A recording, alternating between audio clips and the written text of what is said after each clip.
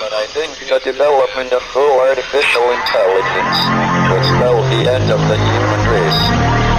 It's a flying object, and we don't know what it is. I would hope somebody is checking it out. I don't know if it was a rocket or whatever, but it could be fast, opposite direction. It was too fast to be an airplane. I'm glad the Pentagon is looking at this, because if it poses a threat, I want them on top of it. Well, the craft generates its own gravitational field. You said there's lights in the sky? The internet has become the command center for criminals and terrorists.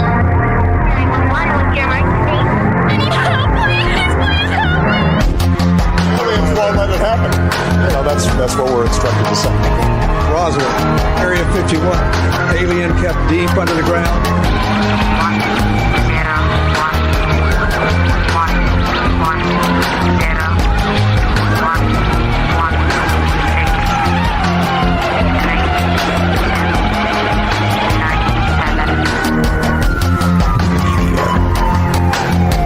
Doesn't have your best interest in mind. The government is self-serving.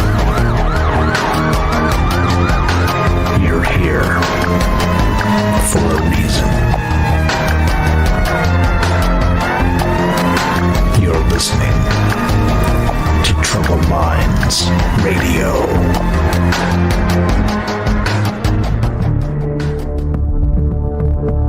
Broadcasting live from a secret bunker just off the extraterrestrial highway.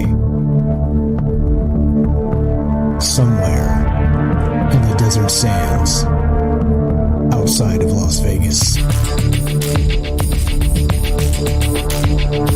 From somewhere in space-time, loosely labeled Generation X on planet Earth.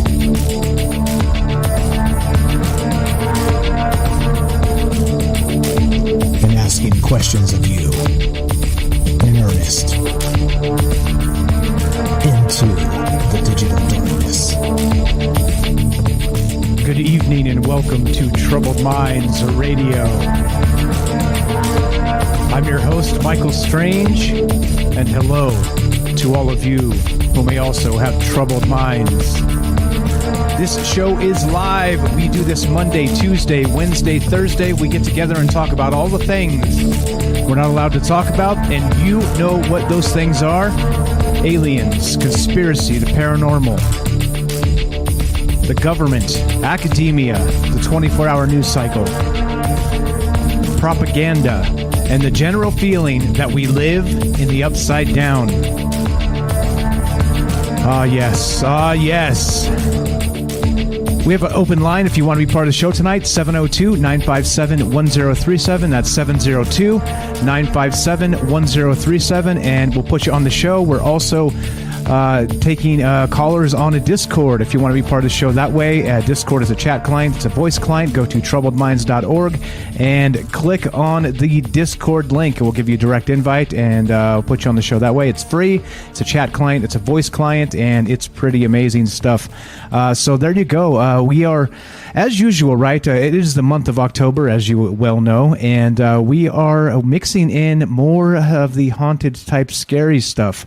And so we're talking about that tonight. And as usual, right, this conversation goes two ways. It's not just basically the way we begin. It's the way that we continue and bounce ideas off of each other as we learn, as we share stories, as we do all the rest of these things. And that's part of this. That's part of why we've always done this live. Part of why we're streaming on multiple platforms, including Rockfin, DLive, YouTube, and of course Twitter, and broadcasting live on the Fringe FM. And that's what's really on my mind tonight. I figure that we should, at some point this month, I said we're going to do probably one paranormal type themed show per week. And this is it. We'll do this tonight. Kind of one of the basics of what's on my mind is well, just haunted houses. I mean, we've talked about haunted objects and all kinds of different things, right? But in this case, in this particular case tonight, we all live in a house or have lived in a house or an apartment or this or that or the other thing. And, there have been things that have happened in some of these houses. Some people may know neighbors or friends that live in haunted houses. Maybe you have yourself. We've got some stories of some infamous haunted houses. And one of those specifically, which you may not know, is actually the White House. The actual White House of, that's right, that's where President Joe Biden is currently haunting. Yeah, that place. There are some ghost stories that go back hundreds of years even regarding the White House. So pretty interesting there with some of that going on. We've got some other stories about haunted houses in particular, which we'll touch on tonight. But as you know, rather hear your stories. It's just kind of a catalyst here to kind of get the ghost stories flowing and you guys able to tell us what you think. And if you even if you don't believe in this stuff, that's okay. That's part of what Troubled Minds is all about, is getting together and discussing whether this stuff is real. If you believe it, if you don't, why or why not, and then if you have some stories to tell, well, perfect. Perfect for tonight because, well, that's what we're doing. We're talking about ghost stories. So as we do that one more time, 702-957-1037. That's 702-957-1037. We'll put you on the show. TroubledMinds.org. Click the Discord link and also join the Discord at fringe.fm/chat. And lots of fine folks to meet in the Discord if you have not done that already. But we got a phone call already. Let's go to our good buddy Jay Winch in Texas. What's up, Jay Winch? Welcome to the show. How are you, my friend? Well, I'm still kind of chuckling with the fact that you said Biden haunting the White House. I mean, I'm sorry. I couldn't help but to laugh when I heard you say that. So when it comes to Halloween and the haunting and haunted houses, it's twofold. Either the person's haunted or the place is haunted. And it goes back to traumatic events. Traumatic things happened in the White House back in the day during the when America got its freedom from Britain. There was a lot of trauma and death and soldiers, people and stuff dying around there. Well, when you go through a traumatic event and you die, your body doesn't want to cross over. That's my thoughts on that. Okay. So that kind of ties into with like the ghost stuff and poltergeist and stuff like that. Like, for instance, you think of any Native American haunted house or Skinwalker Ranch or something like that, or Revolutionary War and the Civil War places. They all have something tied to it, a traumatic event. And sometimes people can't let go of that. That's my thoughts on that. Meaning the people are in spirit mode, right? Kind of in between. They're stuck in that moment and you can't let go of it. Yeah, it seems to be that's the case. And so we're going to talk about all kinds of other stuff as we go through the month of October, including we'll do haunted dolls and objects and things like this. But I figured houses was the best way to start here. And great take on that. I appreciate that. Do you have you ever lived in a haunted house? Do you know anybody who ever has? Oh, yeah. I mean, I don't know if it's so much the house was haunted or it's myself. Like, I've moved to different places, and then randomly I would smell what some people would call sulfur, other people would call rotten eggs, and I think that ties into it. Like how they say, "Oh, I just got a foul smell." What's it smell like? Well, it's like sulfur or rotten egg. That kind of ties into that negative energy of where somebody's at, and sometimes that energy will follow you somewhere. Either they're attached to you or they're attached to that place. But yes, I lived in a place where it was built in the early 50s, and they used to have, like, when I was younger, I called down into a little crawl space, and there was, like, little altars where they were sacrificing chickens and stuff. And, yeah, it was pretty weird. Like, I always, like, see stuff out of the corner of my eye, but that's neither here or there, and like nothing physically happened to me, but it kind of, to this day, it sticks with me. to be able to see, like, oh, here I am in a little crawl space that's, 4.5 foot tall. Here I am, 7 years old, and I see an altar where there's animals being sacrificed, and oh wait, that's my neighbors. And then like a week later, it was like, oh, the neighbors just committed a homicide/suicide. I'm like, huh, okay. Holy That's smokes! horrible. But it was like good. a super like duplex condo type thing with basement and everything. It was like, imagine a 3-bedroom, 1 bathroom, kitchen, everything, upstairs, downstairs, and a crawl space. Well, that was a house, 6 houses wide, but on the same exact side of where your wall ended, it had the same thing, the same way across. So energy lives in a place. If there's negative energy there, it's hard to get rid of it. And sometimes that negative energy will follow you. Yeah, that seems to make sense. Oh yeah, Michigan's famous for some of the most haunted places in the world. I think it was I forget the name of the mental hospital, but it's been closed down for a long time. And we used to sneak in there around Halloween. It was horrible. Well, what happened? What was horrible about it?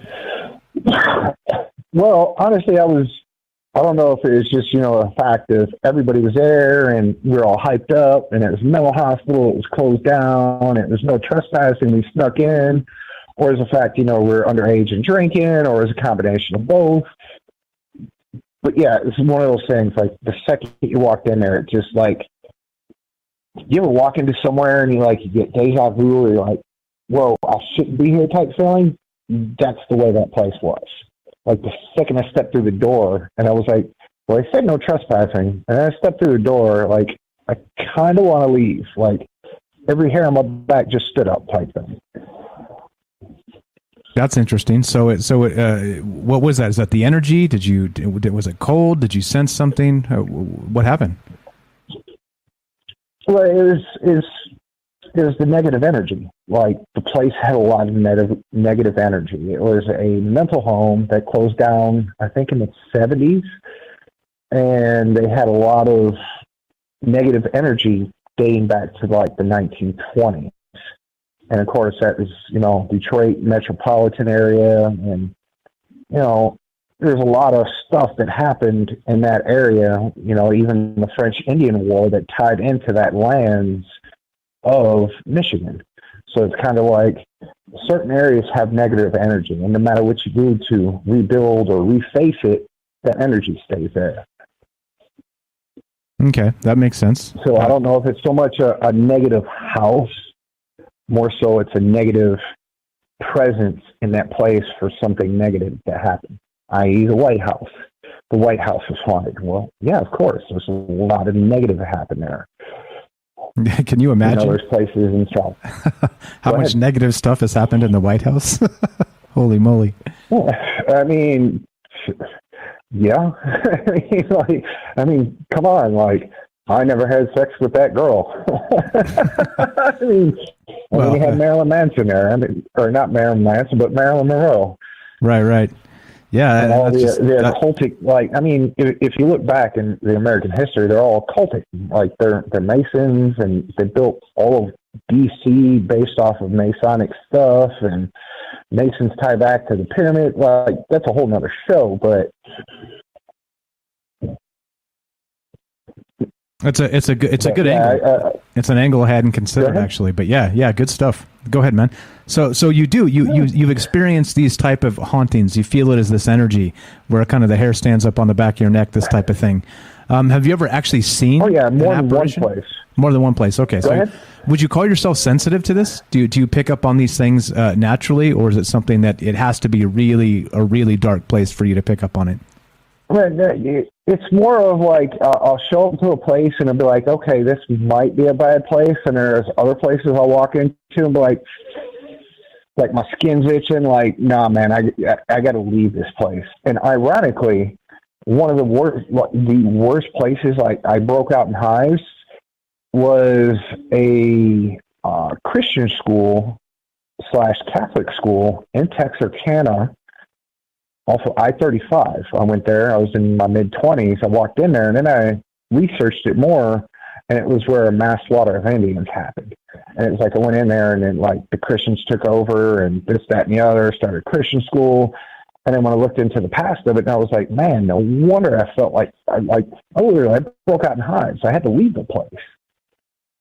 Wow. Like an actual physical reaction to that. Yeah, that's wild, man. That's wild. So you have some reactions to this. I don't know. So there's, I mean, I think a residual energy is one of those things that is probably definitely a thing. But I think that the weirdness is that like, you know, what's happening. People have described these spirits of not being able to move on, right? They have to maybe stay in a particular place. Or I've heard that maybe spirits go back to the place that's most comfortable to them, and that may be the house they lived in, things like this. You got a theory on that, why they stay in a particular area?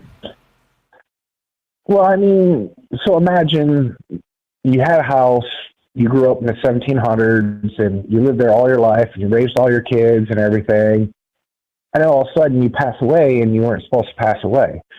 Well, that's your home, and that's all you know. You don't want to pass on. You want to stay there. And anybody that shows up, they don't belong there. They're traitors. They're trespassers. Go away. And that might where the haunting comes from. Like, you don't belong here. This is my home. Leave. And that's where I think some of that negative energy and the hauntings come from. The spirit's been there for so long, and that's their home. Anybody that comes there doesn't belong. And that's actually where, like, if you look into, like, any poltergeist type movie or, you know, I've seen a ghost type thing, the second they go to remodel the area that they bought is when it gets worse. Because a spirit that can't move away or pass away because that's their home gets pissed off because you're changing their home. So now they're going to act out upon you. Yeah. Okay. All right. Lots of good stuff here. Like I said, all the theories are good here. We're discussing ghosts tonight, guys, and why they may stick in a particular area, specifically a house, haunted houses. It seems like the most basic trope of old: the haunted place, the haunted house, the haunted whatever it happens to be, the haunted mental asylum, things like this, right? Maybe haunted prisons where some traumatic stuff goes down. We're just talking about that. Why do spirits stick in particular areas? And you were the best, Jay Winch. Fantastic stuff to kick us off. I appreciate it. Final thoughts while we got you on the phone? We got to move on here and get to some White House stuff. So, yeah, final thoughts. I love the show. I love the fact you interact with everybody calls. And, yes, the truth is out there. We just have to find the BS from the truth and figure out in between. Amen, brother. And that's what we're going to do. We're going to keep on asking questions. I appreciate it. Jay Winch in Texas, thank you so much for the call. We'll talk to you soon, okay? All right, talk to you later, brother. Thanks, brother. Have a great night. There you go. As simple as that. If you want to be part of the show, 702-957-1037. That's 702-957-1037. Troubledminds.org. You can click the Discord link. And if you want to be part of the show through Discord, we got that question Clayton asked in the Rockfin chat. Just jump into the Discord and then jump in the caller queue. And that will tell me you're ready. And then unmute yourself, and then I'll just pull you in to on air there. Okay, so all right, so that's what's on my mind tonight. It's it is the beginning of October here, so we're getting to the point where as you know, the weather is becoming cool, right? And it's even happening here in Vegas. So if I know what's happening here in Vegas, well, I know it's happening all over the rest of the world, because or at least the Western Hemisphere, because yes, we are way warmer than most places. So I know you feel that cool October chill in the air. So what's on my mind tonight again is haunted houses. And what do you think? Why are houses in particular probably the most obvious ghost trope, regarding ghost stories and things like this, like Jay Winch described? Do you think that maybe it's a residual spiritual thing where the energy, the spirits come back because maybe, like I had suggested, they're most comfortable there? Or who knows? Who knows what's going on with this? Taking all ideas and theories. And if you don't believe in ghosts at all, that's cool too. Like I said, we're not This is not the Church of Troubled Minds. This is just a talk show where we get together and talk to each other and kick around ideas. So don't worry about that. You're allowed to think what you want, and we're not going to run you off because you think a little different. So one more time, 702-957-1037. Let's go to this real quick. This is kind of what kicked it off in my mind tonight, is this article here. It's from Business Insider. And it's regarding the White House itself. Like I said when we started, that good old Joe Biden is haunting the White House currently, haunted previously by one Donald Trump, Orange Man Bad, as the media continues to press even now, which is hilarious. But here we go. 10 White House ghost stories that will send a chill down your spine. And as we said, as Jay Winch described there, the White House in particular has probably had a lot of really negative things happen, right? You're talking about, this is where a lot of the planning goes when they're talking about wars and things like this, or dirty shenanigans of maybe conspiracies afoot, and of course this is basically the center of power in the Western world. And with that said, maybe there's a reason why there's hauntings in the White House for many, many, many, many years here. Okay, here we go. So White House occupants, staff, and visitors have reported ghost sightings and paranormal activity. First families and world leaders have reported seeing Abraham Lincoln's ghost. Yeah, that's right. George W. Bush's daughters say they heard opera singing and 1920s music coming from a fireplace. And so there's a whole bunch of stories here regarding the White House and being haunted and some of this other stuff. So we'll just burn through a few of these. There's some some quick anecdotes and some people that have described some hauntings in the White House, people who have lived there, servants. It's not always just the first family in the White House and the president themselves. It's there's a whole village that kind of comes and goes, and so they see things, right? They see things. And what's up, guys? So here we go. We have so White House staff have reported seeing the ghost of First Lady Abigail Adams hanging laundry to dry in the East Room. And there's just one. And then staff have also reported smelling wet clothes and lavender laundry soap in addition to the ghost sightings, according to the White House Historical Association. And this site's pretty cool if you want to check it out. This has a nice list of actual hauntings that have been reported in the White House itself. And the website is whitehousehistory.org. And you got the press room old and White House ghost stories. Lots of interesting stuff here. So like I said, that's what's on my mind tonight. Has anybody out there actually lived in a haunted house? Has a haunted house, or do you know anybody that has? And do you believe houses can be haunted, I guess? I think that's the thing. What's Up Night Stalker says, everyone knows Lincoln was a vampire hunter. Well, there it is. There it is. And Daryl adds, did Abigail do her own laundry? Imagine seeing Hillary doing the wash. Yes, right? All right, so we'll go through some of these other stories, right? Just real quick. President Abraham Lincoln has become known simply as the White House ghost, with frequent sightings over the years. First Ladies Grace Coolidge, Lady Bird Johnson, and Jacqueline Kennedy, Prime Minister Winston Churchill, and Queen Wilhelmina of the Netherlands all said they encountered the ghost of Abraham Lincoln or felt his presence in the White House. First Lady Eleanor Roosevelt also reported feeling Lincoln's presence as she worked in her office in the Lincoln bedroom, as if he were peering over her shoulder. And President Franklin D. Roosevelt's valet once ran screaming from the White House after seeing Lincoln's ghost, writes Dennis William Hawk in Haunted Places, the National Directory. And that's what's going on tonight. We're talking again about haunted houses. And I want to know, have you ever actually encountered a haunted house? A real one, not those ones where they, have the people run out and jump at you, or like Pirates of the Caribbean at Disneyland. Not that type of thing. A real haunted house. Have you ever encountered that? Have you ever lived in one? And do you even think this is real? That's all open for discussion, and theories on why houses in particular seem to be more haunted than other places, and all the rest of that. You let me know. Love to hear your take on this tonight. And, ghost stories. If you got them, we're taking them. We're doing our thing, talking about this. And 702-957-1037. That's 702-957-1037. This is Troubled Minds. I'm Michael Strange. More ghost stories about the White House, other infamous haunted houses, and your stories after the break. We'll be right back.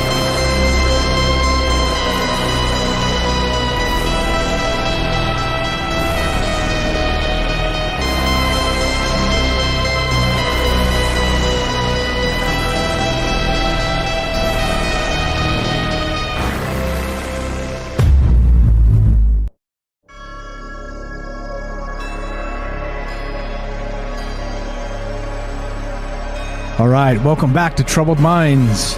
I'm your host, Michael Strange, and we are streaming on DLive, YouTube, Twitter, and Rockfin. And we're broadcasting live on the Fringe FM. And tonight, we're discussing haunted houses. And why exactly are houses haunted? Have you ever lived in a haunted house or know somebody who did? And what are your theories here? Some of the theories kicking around in the chat so far tonight. I suggested maybe, what if ghosts are actually time travelers, phasing in and out of our time, and we see them as apparitions of sorts? Other theories, of course, the negative energy, spirits that pass away and have unfinished business on Earth that don't want to move on, kind of trapped in that Sheol or what is the term? Purgatory, as it were. And, imagine, like Robert says in the Rockfin chat, here's another idea. Imagine if you passed away and you stayed in your house and realized other people moved in. Wouldn't you be awfully pissed off about the aspect of people moving into your house? I think maybe. I think I might. So anyway, that's what we're doing tonight. That's what we're talking about. If you want to be part of the show, take in your ghost stories. 702-957-1037. That's 702-957-1037. You can join us at troubledminds.org. Click the Discord link and we'll put you on the show. Ghost stories seem to be popular because I think probably everybody has one, right? Or, even if they don't have one, they probably have a second-hand ghost story. So what are the theories? What about negative energy? What about trapped souls? What about maybe phasing from other dimensions? What about maybe time traveling, like I suggested?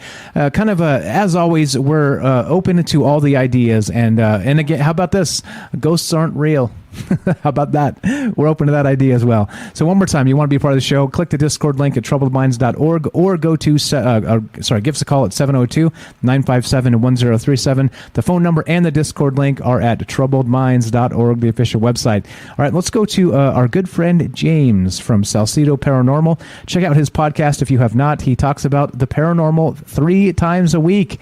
He's way ahead of the game on this, way more so than myself. James, welcome to the show. How are you tonight, my friend? I'm good. Thank you.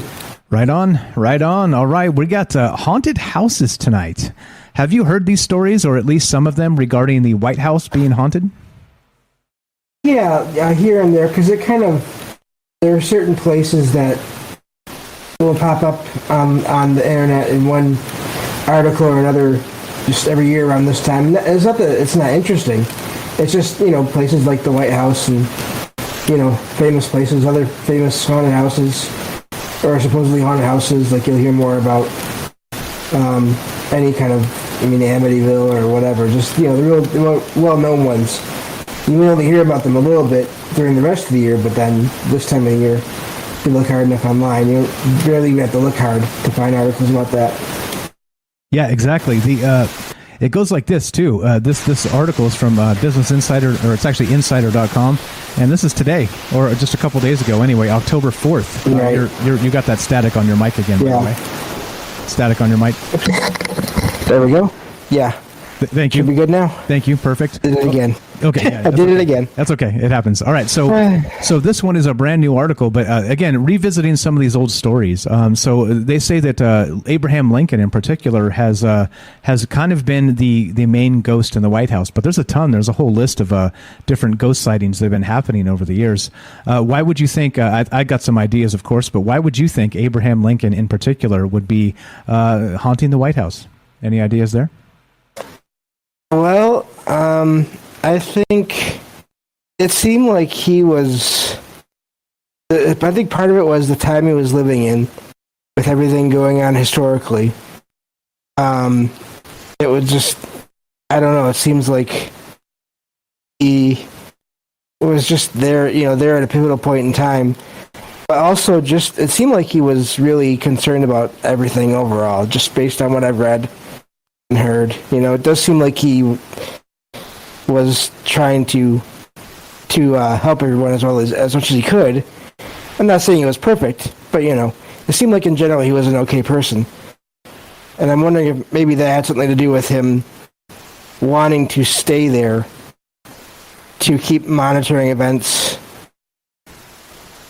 and maybe even when possible showing himself to people, or kind of showing, maybe giving hints to people about what they should do. I could see him, like I said, just wanting to be there and to help if he could. Still, that's a possibility, I think. Yeah, I think probably most people would agree that Abraham Lincoln, for sure, 100%, he loved this country. He loved that it was he was part of this new experiment of the people ruling themselves, and it makes sense that Right. with the horrific murder, the assassination of Abraham Lincoln, that he would have unfinished business. It makes sense. It definitely makes sense. Here's another good one. This is interesting. Speaking of Abraham Lincoln, this is from whitehousehistory.org. 1862 to 1863, Mary Todd Lincoln, grieving over her son Willie's death in February, began to participate in spirit circles or seances in the Red Room at the White House and the presidential cottage at the Soldiers' Home. Spiritualism was wildly popular during the height of the Civil War as families sought comfort for the loss of loved ones. Do you think that maybe Mary Todd Lincoln here, with her spirit circles and seances, maybe had a part in keeping the spirit of Abraham Lincoln around? Yeah, definitely could be. She was, I could see her. I don't know why she would stop being interested in that after he passed. I think it would only make her want to do more of those things. And I believe I've heard that she had continued after he passed to, I don't know details, but I believe I've heard that she continued to be a part of that community, the whole spiritualist or spiritualism movement of that time. Yeah, and so I don't know. Do you think there's some connection there to maybe if you do sort of seances, that spirit circle stuff, you're always trying to, maybe Ouija boards? Do you think it is a way to call spirits to you and maybe create a haunted house where maybe one didn't exist before? Do you think that's a thing? Yeah, I do. I think again, getting back to those kind of things being tools, I think sometimes it can go terribly wrong, so you have to be careful. But I do think that, that's a whole subgenre of true ghost stories or true paranormal stories. If you look up Ouija boards online, that's just a major, that's common. Yeah, for sure. And you're still going to do that, right? You're still going to do a Ouija board by yourself and report back to me? You're still going to do that, right? Yeah. No, I'll tell you my response after the show, so I don't have to say any bad words. All right, gotcha. Okay, I keep asking James to do a Ouija board by himself, and wait, am I not? No, I should be fine. If you guys aren't hearing me on the audio, just try refreshing whatever platform, because I am coming through. It looks like everything seems fine on this end. Okay, so I don't know. So why houses then? Why once again, like, this is probably the most basic of like ghost haunting tropes, is the haunted house, right? We've talked about poltergeists and some spirits that seem benevolent, some spirits that seem sadistic or even evil. What is with the house? What is with that? What do you think's going on in that capacity here? I think part of it is going to be materials like the rocks in the area, and or if there's running water near it. I do think that's a major factor. But even if it's just, I think it comes down to strong emotions. And it doesn't always have to be bad ones. It doesn't have to be negative. It can be, a family that just, or people in the house that really love the house or each other, or, I don't think it's always bad necessarily. I think people can just love their house. That kind of leads me to the story I was thinking of tonight when you started mentioning haunted houses. But I think they can just love their home enough to where they don't necessarily want to leave. Okay, sure. Go right ahead with the story. Let's hear this. So this comes from my family, my grandma, and then my family and I. So this is years ago, probably decades ago now. My grandma was in the house, in the kitchen, cooking, She doesn't remember what now. She didn't remember what when she told me about this, but she walked away from the kitchen to do something. She doesn't remember because this was decades ago now. But when she came back to the kitchen, she saw a woman in a blue dress with a white apron standing in front of the stove. And then it just vanished before her eyes. Okay. Now that's creepy. So my dad saw her as well on the stairway landing going up to the second floor, and he also saw her, I believe, in the kitchen. So he saw her twice. When she was on the landing, she was sweeping the landing with a broom, and he didn't say much else about the encounter. I don't know if he just walked by or. This is all years ago. The next people to see it was actually my cousin and I. And this is the same cousin that I had my first experience with at his house. And this takes place after we had all those experiences at his house. So this one day we used to take this little hallway that was in between the wall that had the bathroom door and then the stairway on it, and the rest of the house, the front of the house. And we were walking by the stairway, and we looked up, and we saw this woman, blue dress, white apron, white or gray hair, and she was just standing there. It looked like she was somewhat translucent. It was like we could see her. She was like in between the windows and the curtains for the windows.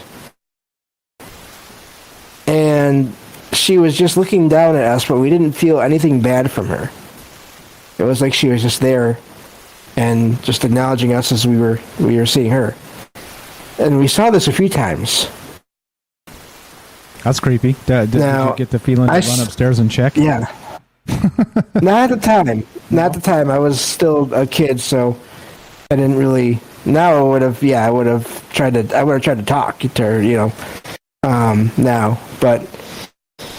And then the last thing that happened for me was I saw her one time basically come out into the living room while my cousin and I were there. He was asleep. And she came into the living room and went into the dining room, but she was not the same. She was like made of blue light, or she basically had blue light all over her. And she went to the front window and stood and looked outside. And I eventually fell asleep because she didn't really do anything. She just stood there. So but apparently my grandma one day, this was years ago as well, before my cousin and I had our sightings, my grandma knew the neighbors pretty well. They were friends. And she went and visited one day with the wife that was over there. And they were talking, and then the wife had to go to another room to get something. My grandma saw a picture on a table, and it was that woman. It was that woman in the blue dress with the white apron and everything. Okay, so clearly she had lived there at some point, something like that. That's the interesting thing. The wife, the neighbor wife came back and said, "Oh yeah, that was my husband's mom, and she was the first owner of the house that you're in now." Ah, of course, right? So again, right? And there was no maybe evil feeling or no, nothing like that. It seemed like she was just kind of at peace in her place, in her home, right? That makes a little bit of sense. Like she just kind of loved it there and hasn't left. Interesting. And I think she's still there because there was a couple of years after my grandma passed, where my older sister and her family moved in for about a couple of years, and my older sister is interested in all this stuff too, the paranormal stuff, and she decided to do what they call an EVP session, in a way, where it's electronic voice phenomenon, where you start a voice recording, and you ask a question, and then you don't say anything for a few minutes, or however long, and then you stop the recording and you play it back, and sometimes there will be voices on there that you didn't hear while you were listening and while you're recording.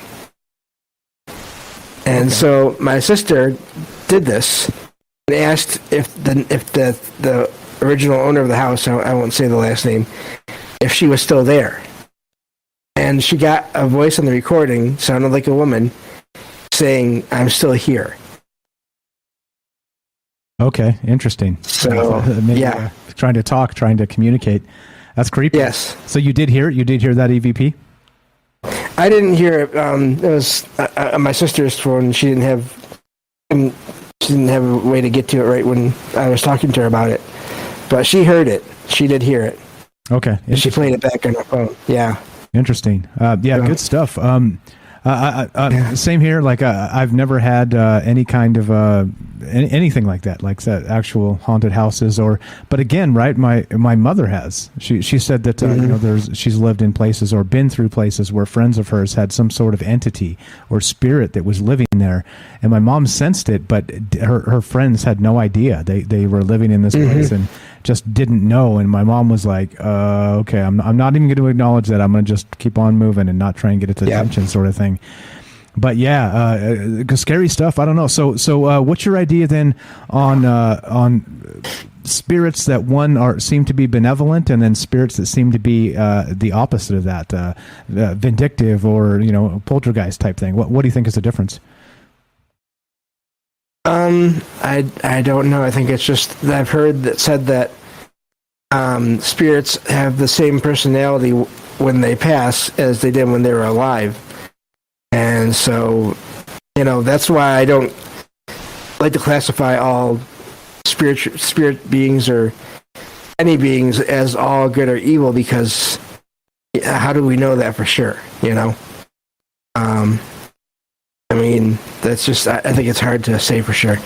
So I think it just depends on their personality while they were here in terms of human spirits.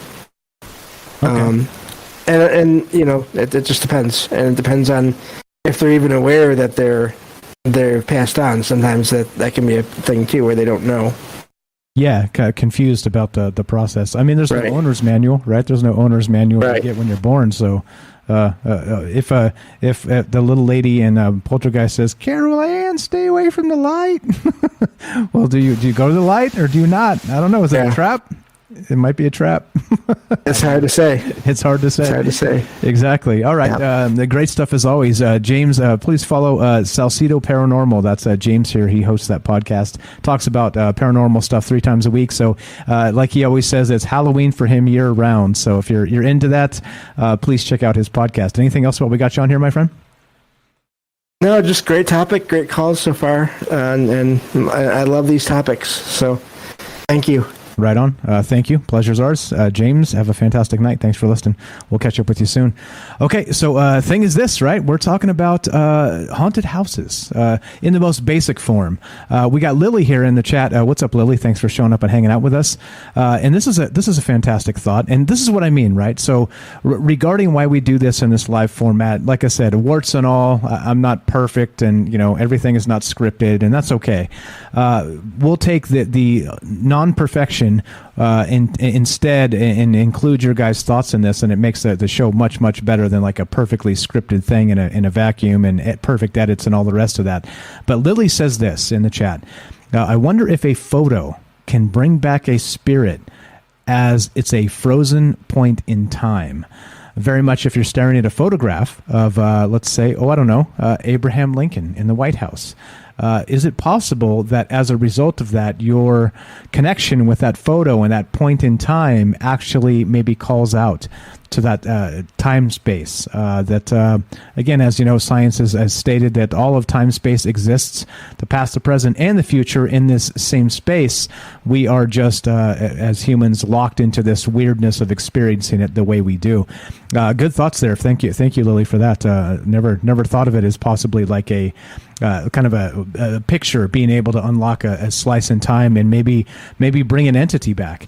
But tonight we're talking about haunted houses. And of course, more than anything, I'd love to hear your stories on exactly what's going on with this. Why do you think this happens?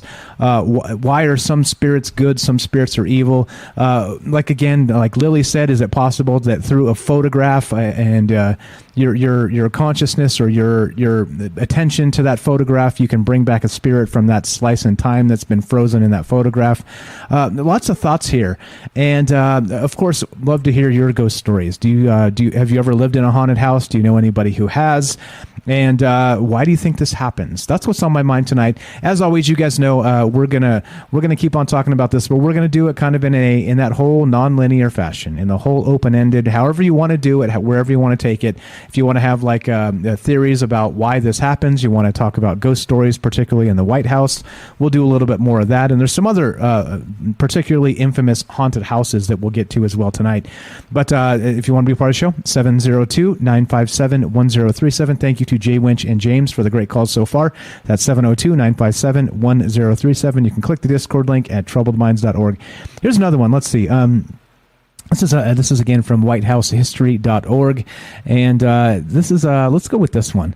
1911. One little known spirit is the unidentified 15-year-old boy called the Thing that greatly frightened the Taft domestic staff in 1911.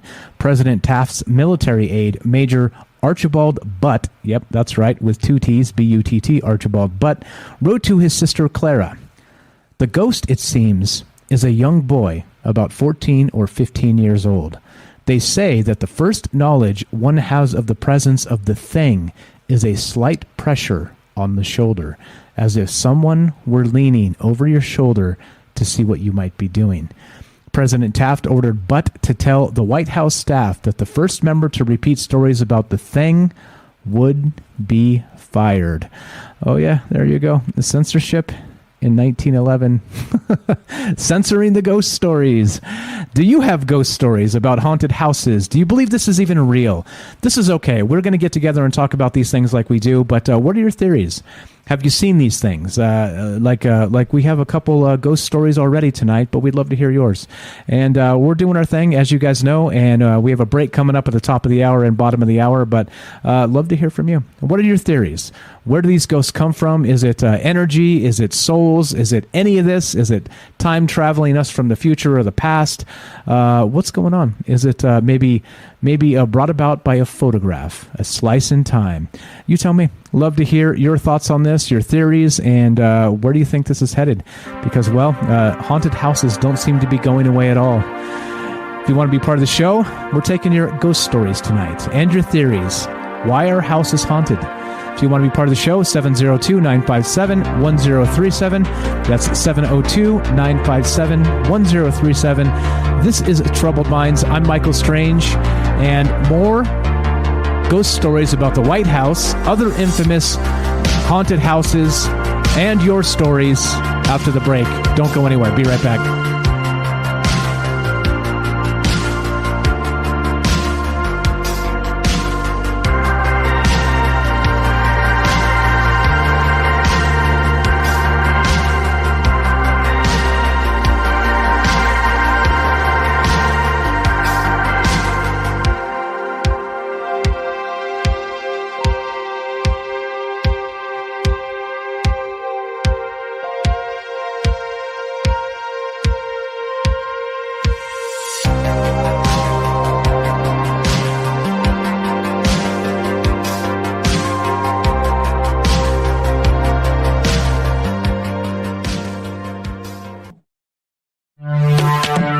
We are talking about the alien abduction phenomenon.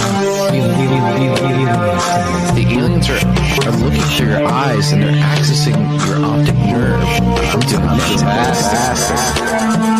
And through that optic nerve, they're transferring to your brain.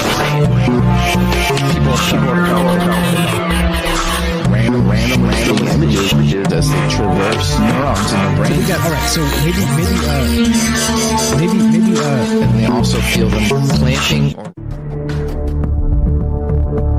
Broadcasting live from a secret bunker just off the extraterrestrial highway. Somewhere in the desert sands outside of Las Vegas. From somewhere in space-time, loosely labeled Generation X on planet Earth.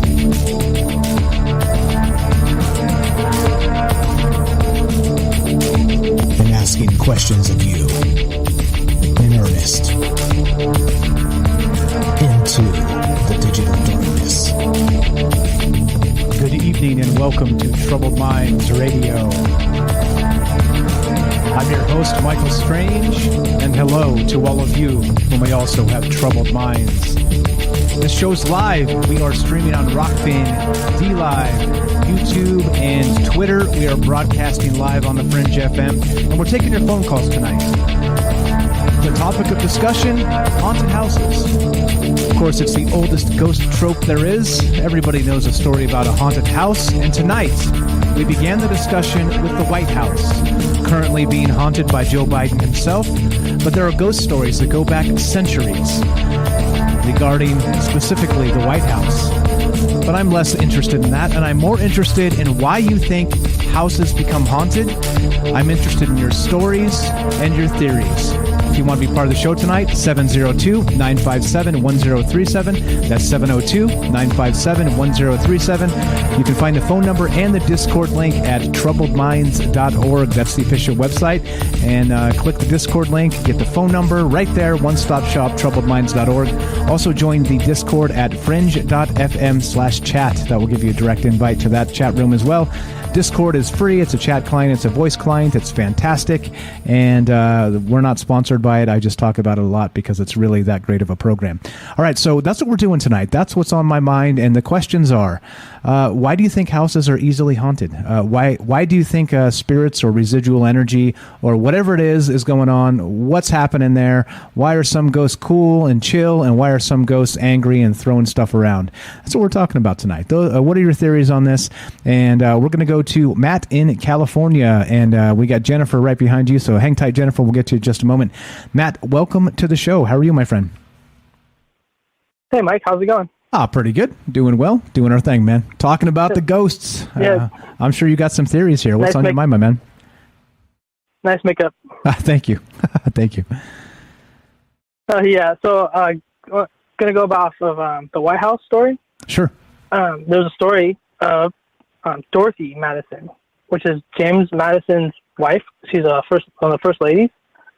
And the story is that she is responsible for planting the rose garden that's there now at the White House. And there's a story of it in this article. It doesn't say, but it says one of the other first ladies, she hired a bunch of gardeners to uproot the garden and either transplant it or destroy it. And none of the gardeners would work in the garden because they were getting haunted by the ghost of Dorothy Madison. Nice, yeah, and there's a bunch of these stories here. It's a thing. Apparently, the White House has been haunted for quite some time in different capacities, different spirits, and that's one of them. You're exactly right. That's one of the ones I ran across going through the information before we started tonight. So what do you think? Why? Yeah, good stories. Yeah, thank you. Not my stories, by the way, but apparently they're real.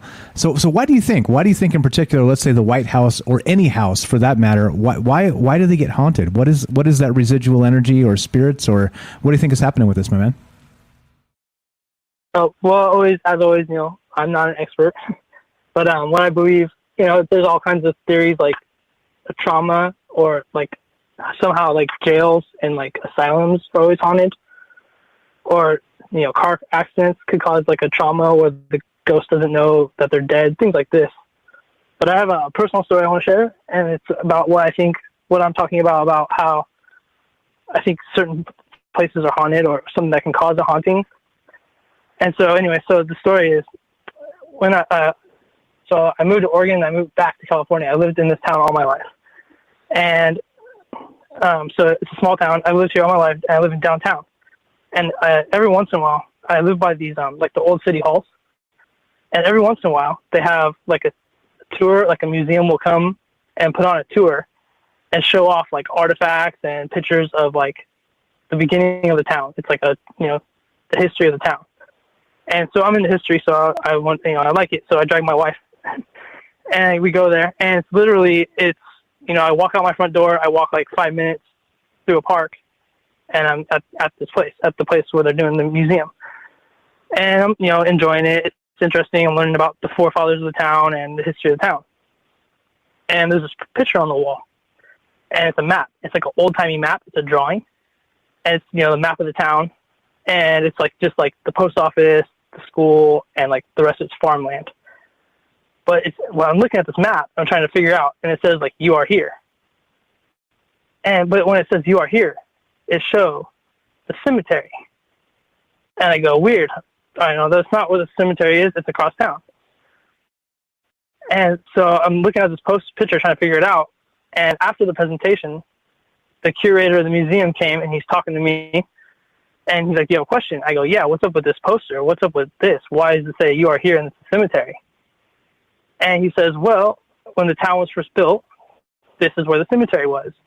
And as the town grew, they dug up all the graves from the cemetery and moved them to where the cemetery is now across town. And it's like, this is like, like I said, 5-minute walk from my house. So that could cause like the whole land could be haunted. Yeah, just tearing it all up, right? That's actually the story of that Poltergeist movie back from the late 70s, early 80s. I don't remember when it came out, but that's the whole deal, right? That whole house, the entire area was haunted because they had dug up a Indian burial ground and disturbed the rest of the deceased. Interesting. So they actually did the same thing right near where you live. You still live there, you said? Yeah. All right. So it's like, no wonder, right? Yeah, right. It seems to make sense. So what about the evil spirits and good spirits? Do you have a take on that? Why some are pretty chill and some are just throwing crap around all the time? No, I think James was talking about this. Like, there's good people and there's bad people. So if you're a ghost, it makes sense that there would be good ghosts and bad ghosts. Okay, I don't know. That seems to track by me. No problem. Yeah, I don't know. Anything else? You got other stories, other theories here? What else you got, man? Well, another famous haunted house I want to talk about was the Winchester Mystery House. Ah, that's a good one. Out there in San Jose, California. That's a good one. That's a great story to talk about if we're going to talk about haunted houses. So yeah, I've been there twice, and I've had like feelings, like hair standing up on my neck. I've never seen anything there. But that place is kind of crazy if you want to talk about that. Yeah, go right ahead. I'll pull up a link and we can take a look at this. But that's a good one. That's one of those famous haunted houses that has been around for a very long time. But go ahead. So the story is, I'll cliff note it. Story is Sarah Winchester, and her husband was the inventor of the Winchester rifle, and something about it was a curse when this rifle came out because it was like the fastest rifle out at the time. So it killed a bunch of people and it changed wars. And supposedly the curse is that all the people that died from this gun, which a lot of Native Americans, were like following her. And so like when she goes to see a psychic, the psychic was like freaking out because it's like 1,000 people are thousands of people are following this girl around, haunting her. And she has like tragedies, like her husband, I think her son dies. And she goes to a psychic, and the psychic says, in order to like appease the spirits, to like show, like basically like build a memorial to them, like to honor them, and you can't stop making it. And so she goes up to San Jose, California, buys a little barn, some property, and hires a bunch of contractors because she's rich because she has all that money from the rifle. And they start building this mansion, and they build it up. They're building it constantly, 24/7. They build it up to like 6 stories, but then there's an earthquake and it knocks it down. It's only 4 stories now, I think. But anyways, they build this house and it's like built for the spirits, and it was just her living there. But there's like hundreds of bathrooms, hundreds of kitchens. There's like a ballroom for like no reason, like no band performed there, no one ever danced there. It's just the ghost wanted a ballroom. And there's all kinds of, if you look that up, like that place is crazy. And so there's like doors to nowhere, and like, you know, like stairs that go to nowhere, like to like confuse the ghosts. And so what I found interesting, one of the parts is they go to this room, and it's called the seance room. And so you go in this room, and the tour guide has to make sure that like everybody's in that room, because when she closes the door, it becomes a wall. You can't go back the way you came in. But there's 3 different exits. And so there's to confuse the ghost. So like she could leave, you know, when she left the room, there's 3 different exits. The ghost couldn't follow her. And that's the room where she was communicating with the ghost, whether it was like, I don't know if it was a Ouija board or maybe like some sort of table tipping or seance, where the ghosts were telling her how, like, the blueprints of how to build the house. Yeah, the house is crazy. Yeah, that house is crazy. And it's so big. It's so big. Like, I've never been there. I've been there twice, and okay, go ahead. And I've been there twice, but like, it's a tour. Like, there's an hour and a half long tour. That's how long it takes to like go through the house and like see, you know, it's not the whole house, but see like on the tour what they're talking about. But I don't think if you drop me off there, like I couldn't remember my way out. I'd be lost. Yeah, and some things that are like one way, like you said, pretty crazy stuff. The other story I heard regarding it is that there's inside there the woman who had it built. I can't remember her name here. That you said is that Sarah Winchester. Yes, sir, thank you. With Sarah Winchester, is that she always wanted the sound of building going on because the sound of the hammers and the building drowned out the sounds of the spirits in her head, right? Something like that is part of the story. Yeah, crazy spot. Like I said, I've never been there. It's one of those places I always wanted to go to. I even lived out near there. I'm so stupid. I should go check it out. But yeah, definitely good stuff. Yeah, if you have a chance, to go out there, or at least, you know, look it up. It's a great story nonetheless. But if you have a chance to go, I suggest it. Exactly, 100%. You're the best, man. We got Jennifer right behind you. So final thought while we got you on the phone. Nope. Go ahead with Jennifer. I just wanted to call and, you know, put in my 2 cents about some haunted stories. And I love the topic, man. Thank you. Keep it up. Keep doing what you're doing. And have a good night. Appreciate it, brother. You too. Matt in California. Always great stuff from Matt. You guys want to be part of the show? We're talking about haunted houses tonight. 702-957-1037 at troubledminds.org. What are your theories? Have you ever lived in a haunted house? Do you have ghost stories to tell us? We're taking it all tonight, and that's what we're doing. What's up, Penny? See you there in the chat. Let's go to Jennifer in Missouri. Jennifer, welcome to the show, my friend. How are you tonight? Doing good. I got off work, and then I was like, I just tuned in and I saw the title, but then I was doing stuff, and then I went ahead and called and like brought my router up here and everything, and it came up, and then I came back down and I was listening to Matt's story, what he was telling. I looked over at the screen and saw you're like, is it just me, or do you have like awesome makeup on for Halloween? I think you're seeing things. Everything's normal. Am I? No, no way. It's a snap filter. It's a snap filter. There's no actual makeup, but yeah. I'm doing the scary clown tonight. Oh, it's a filter. Yeah, it's a filter. Just a snap filter. That is awesome. I thought so. I was like Pennywise, right? A little bit, yeah. Looks like that, kind of. Yeah, the scary clown. Nice. Yeah, thank you. Cool. I'm sure you've got some ghost stories to tell us. What are your theories on this? Why are houses haunted? Why is this a thing? It is the oldest ghost trope ever, is it not? The haunted house. Yeah, I think it's because people die too suddenly. A person who was enjoying their life or not enjoying their life, but, you know, and I guess just living.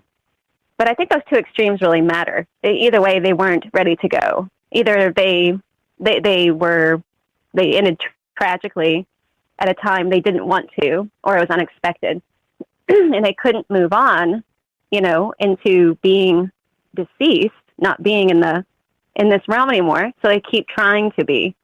Or they were woken up by people doing some kind of an activity that woke them out of being asleep. I think that they tend to be more aggressive.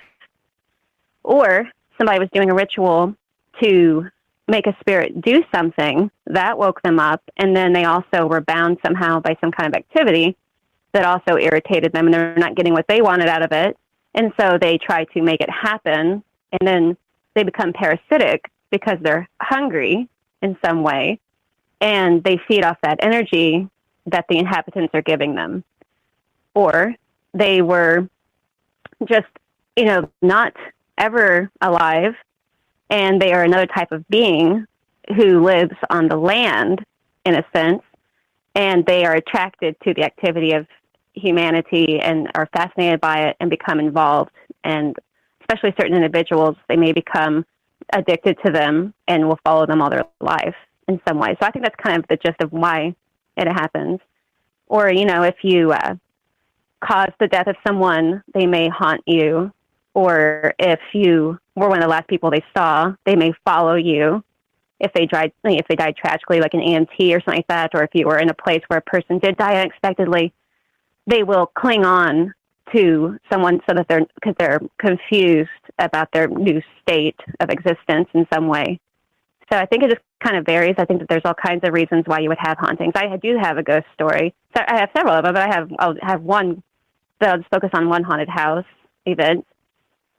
When I lived in a small city, a metropolis that's not far from where I live now, I lived there for a while, and a friend of mine who actually has passed on, but at the time, he was still with us, and he had gotten an apartment. When he moved into this apartment, it was painted all black.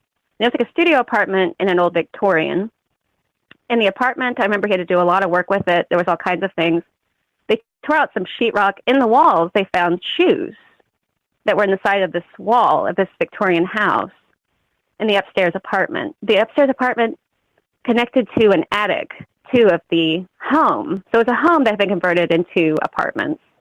They also found bottles of laudanum in the wall, too. So there were things that were bound up in the wall, which was really strange. So he lived in this apartment for a while, and he was a traveling nurse. And eventually he had to move for work, and me and a couple of roommates took over this apartment. So we moved in, and everything was fine. It was a little strange. You would hear things on the stairwell. But then I got interested in the house next door. So this was the window to my apartment peered down to the house next door, and I was feeling kind of cramped, that we were all kind of feeling a little crowded, even though it was pretty spacious. And so I talked to the landlord, who also owned the home next door. It was another Victorian home, but it was a single level with an attic. And I was like, I want it. I knew that there had been some kids that were living over there, like young kids. Like I was in my early 20s, and these were kids that were probably in their late teens, early 20s as well. But they were kind of, up to stuff over there, and they had lost their utilities, and they were running extension cords to the basement of the apartment building that I was in. And they eventually got kicked out. And they were kind of odd. It doesn't matter. They were into different strange things, I guess, because I'll get to that. So long story short, he's like, sure, you can have the house.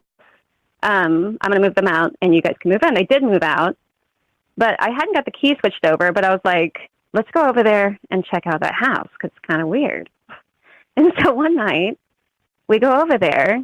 And I had already signed the lease and everything, but I hadn't gotten the keys. There was still some stuff of the other people's, just junk they had left.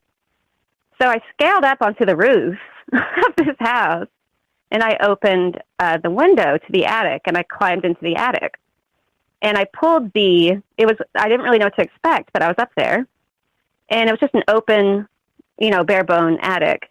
And there was a pull-up, I don't know, out of the floor, just like a board you lift up. I lifted that up and looked down into the house. I was going to go into the house and open the front door so we could all get in. So the gist was I opened the board and I looked down, and I was trying to figure out how I'd navigate my way down because it was these vaulted ceilings. And I heard whistling. This was the first thing that happened. I heard whistling from some inside the house, just like a whistling at a distance somewhere in the house. And I was like, I yelled out back down to my friends. I was like, I can hear somebody in there whistling. And they're like, what? There's nobody in here from down here. They were looking inside. They didn't see anyone. Anyway, so I put myself through the hole and balanced on the top of the door kind of, and then dropped down into the house. And they had graffitied stuff symbols and graffiti on the walls. We later had to paint over all of that and everything. But I had came down into the house and opened the front door and let everybody in. There was nobody in the house. then we had some recorders. We did all kinds of like paranormal stuff. We were into it. And so we were recording, and the house was heavy. Like it was like a heavy feeling. And we took some EVPs, and there were a couple of EVPs we picked up. I would have to like play the recording or something like that to prove this. But one of them was a man, and he was like, I heard on the EVP, it's really clear, it's like a Class A. It said, get him. And then I could hear these dogs barking, like they were like hounds or something like that, like hounds barking. And that was one EVP. And then there was another EVP that we got from the back of the house that said, get back, you F, UCKERS. So that was another EVP that came up. Anyway, that was the first couple of experiences there. We move in. We're there for like a week, and this kid knocks on the door, and we open it, and he asked if he could come in. He'd left some things in the house, and I was like, yeah, I don't think there's anything in here. You know that you had left, because we had all that stuff hauled out and like dumped, everything. And he was like, oh, no. It's actually, I put it under the floor. And I was like, okay, I guess, come in. He lifts up a floorboard in the living room, and there's like a cavity, like a not a crawl space, but like between the floor and the baseboards. He pulls out all these candles and like crystals and stuff like this out of this hole in the floor. And I was like, what the, Yeah. And I was like, okay, I'm glad you got all that stuff, and then I was like, what were you guys, what was the deal, da-da-da-da. I was like, the house is kind of, it's a really cool house, but anyway, you just got into a conversation with him, and he tells me that the girl who lived there had all these cats, and I knew that. I'd seen the cats, and I guess one of her favorite cats had passed away, and she'd buried it in the backyard.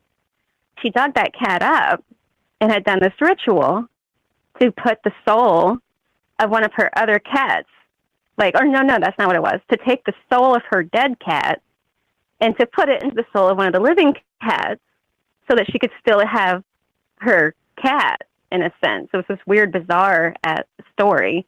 That's creepy. And I was like... 30 seconds to let you know before a break, 30 seconds, and you can stay if you like, if you want to wait. Up to you. But 30 seconds to a break. A couple of those cats passed away, and I'll just wait then. Okay. I guess. So just leave it there. Okay. Anyway, though, there was all kinds of crazy stuff, and I'll just pick it up some other time. It was a haunted house. My reflection disappeared once. Like I was looking at myself in the mirror, and I disappeared. It was just all kinds of weird stuff. Poltergeist. Yeah, it seems wild. Please, we want to hear more. Call back another time, or even later tonight. You're more than welcome. Okay. Absolutely. Thanks, Jennifer. Have a good night. Bye, guys. Appreciate it. You too. Jennifer in Missouri, great stuff. There you go. Does anybody know anything about haunted houses? And if you do, well, we'd love to hear it tonight. 702-957-1037. Thanks for the great calls tonight. Looking for ghost stories, looking for your theories on why houses are haunted and what in the world is going on out there. More Troubled Minds after the break. Don't go anywhere.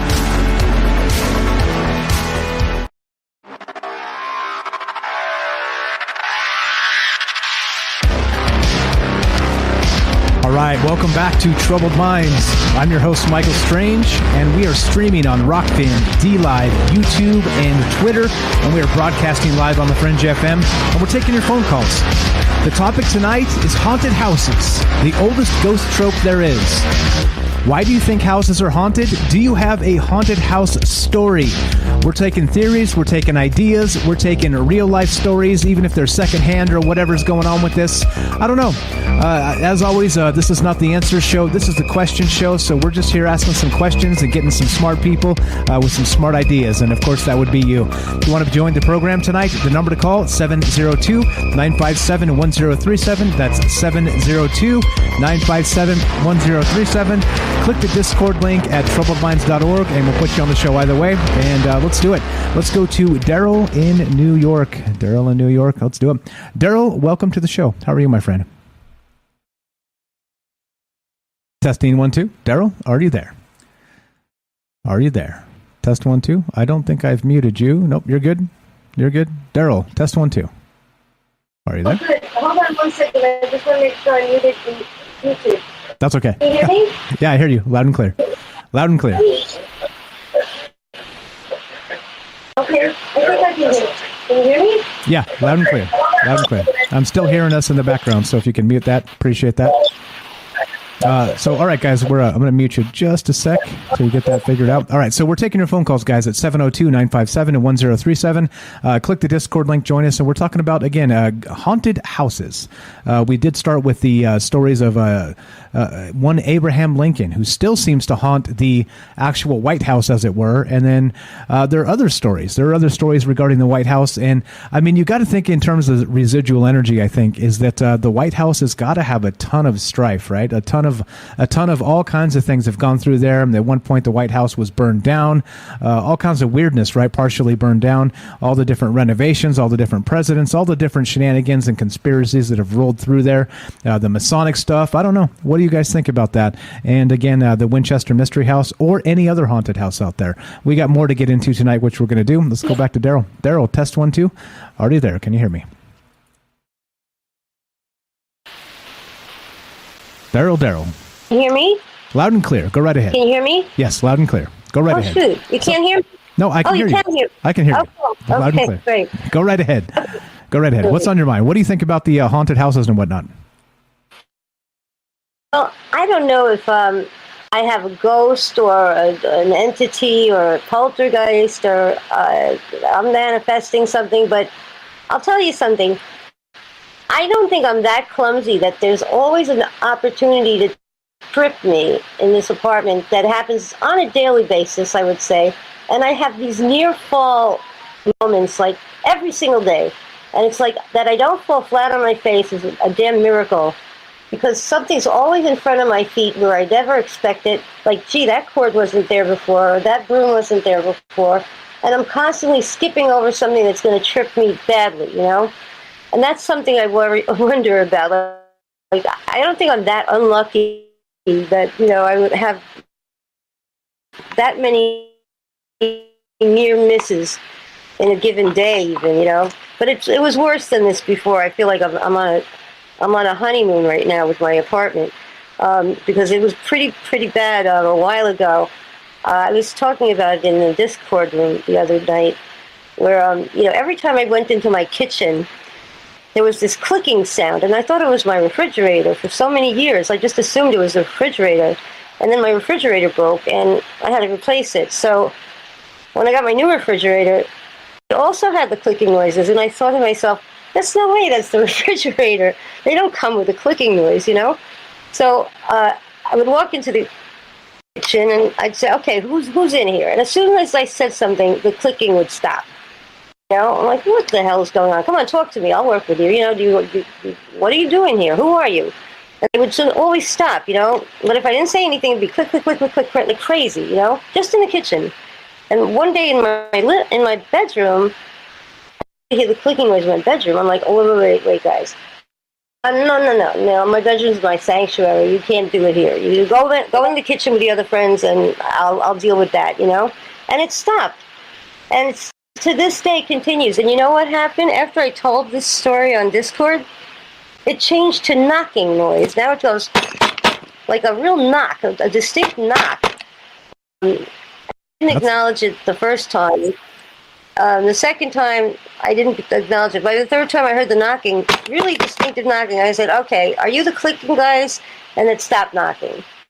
They obviously are very, you know, boring. They don't want to talk to me. They don't want to do anything but click or knock or whatever the hell. I think they're very irritating, and I don't think they're very interesting. So if they're ghosts or they're entities or they're crickets, I don't know what they are. But those are pretty independent. I don't think they're the same things that are trying to trip me or making it very accident-proof in my apartment. But I've had quite a few very near misses on, like, you know, things clearing the refrigerator. I don't know if I mentioned that once before, you know, this big vase had to tumble off of the refrigerator that had a freezer lip.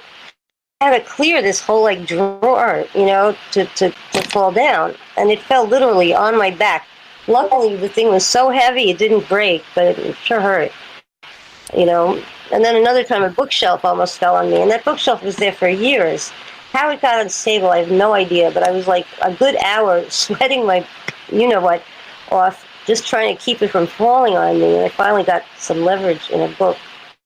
With a book, anyway. That's pretty wild. So do you think it's so? Is it actually putting physical things on the ground in front of you to trip on things that weren't there? Is that what you're saying? Definitely. It's always like an opportunity. If there's an opportunity for me to trip, it'll make one. You know, it's just the cord, the electrical cords, a broomstick, whatever, clothing.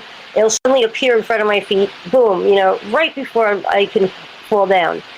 I like thank my lucky stars I didn't have a fall, because it would have been bad. You know, whatever it was, it wouldn't have been. You know, I wouldn't have been on the right place to fall down at that moment, and I just luckily catch it before I go down. You know, before I hit the floor. I only think I hit the floor once, and it was bad. It was really bad. But other than that, I've had so many near misses. I'm pretty good at avoiding them. But there's something bad in here, and I did have a psychic come here say to me that there is somebody in my apartment. It's a man, and he is trying to kill me. What? No, come on. No. Why that? Yeah, like, what did I do?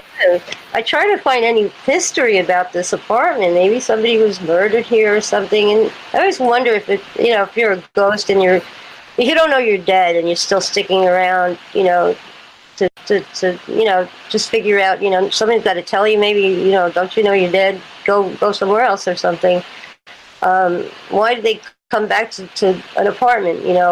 Why wouldn't they go back somewhere? I don't know. Maybe they were killed here. Would they go back to where they were killed? Would they go back somewhere else? And why do they haunt people that they don't know? Why would some strange guy want to kill me? I don't know this guy. I'm sure I don't know him. But maybe I do. Well, if he lived there, just speculating here, then you're the stranger. You're the creepo that's living in his house, right? If he doesn't know he's dead and hasn't moved on, then you're invading his space, right? Yeah. Absolutely correct.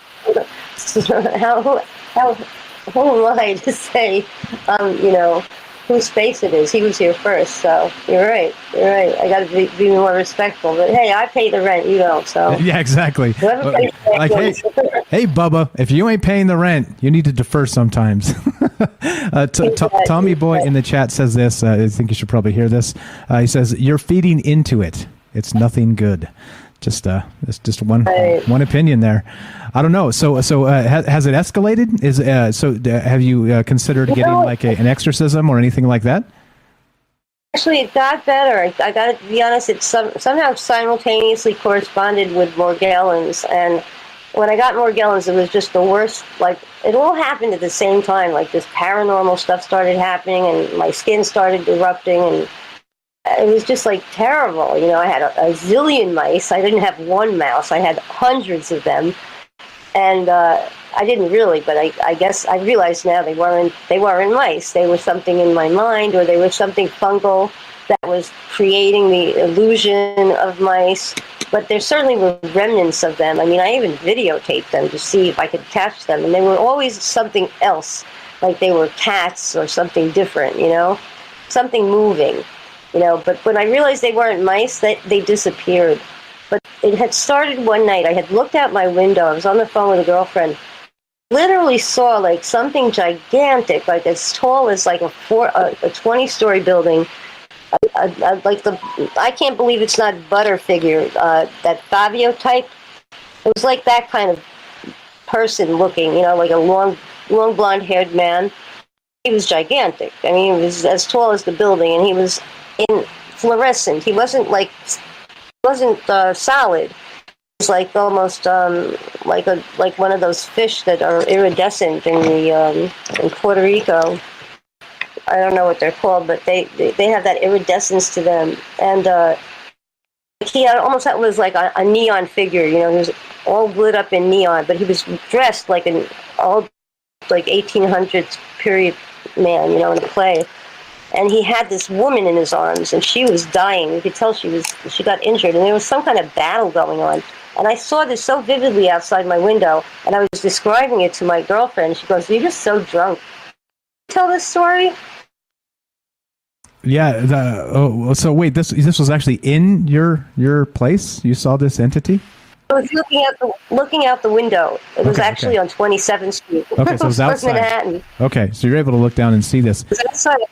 I'm witnessing this, and it was like as if it was a ghost or something, some kind of entity, or maybe I don't know if they're like elementals that are like having a battle. But there was so much activity. Like he was like holding her, and you could tell she had died because she just went limp in his arms.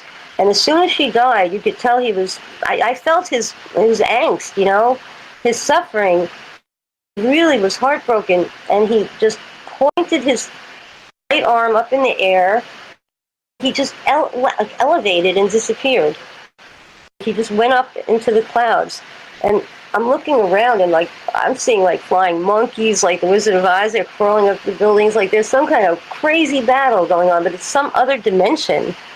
And I'm describing it to her, and I hadn't had a drink. I'm telling you, I was so sober.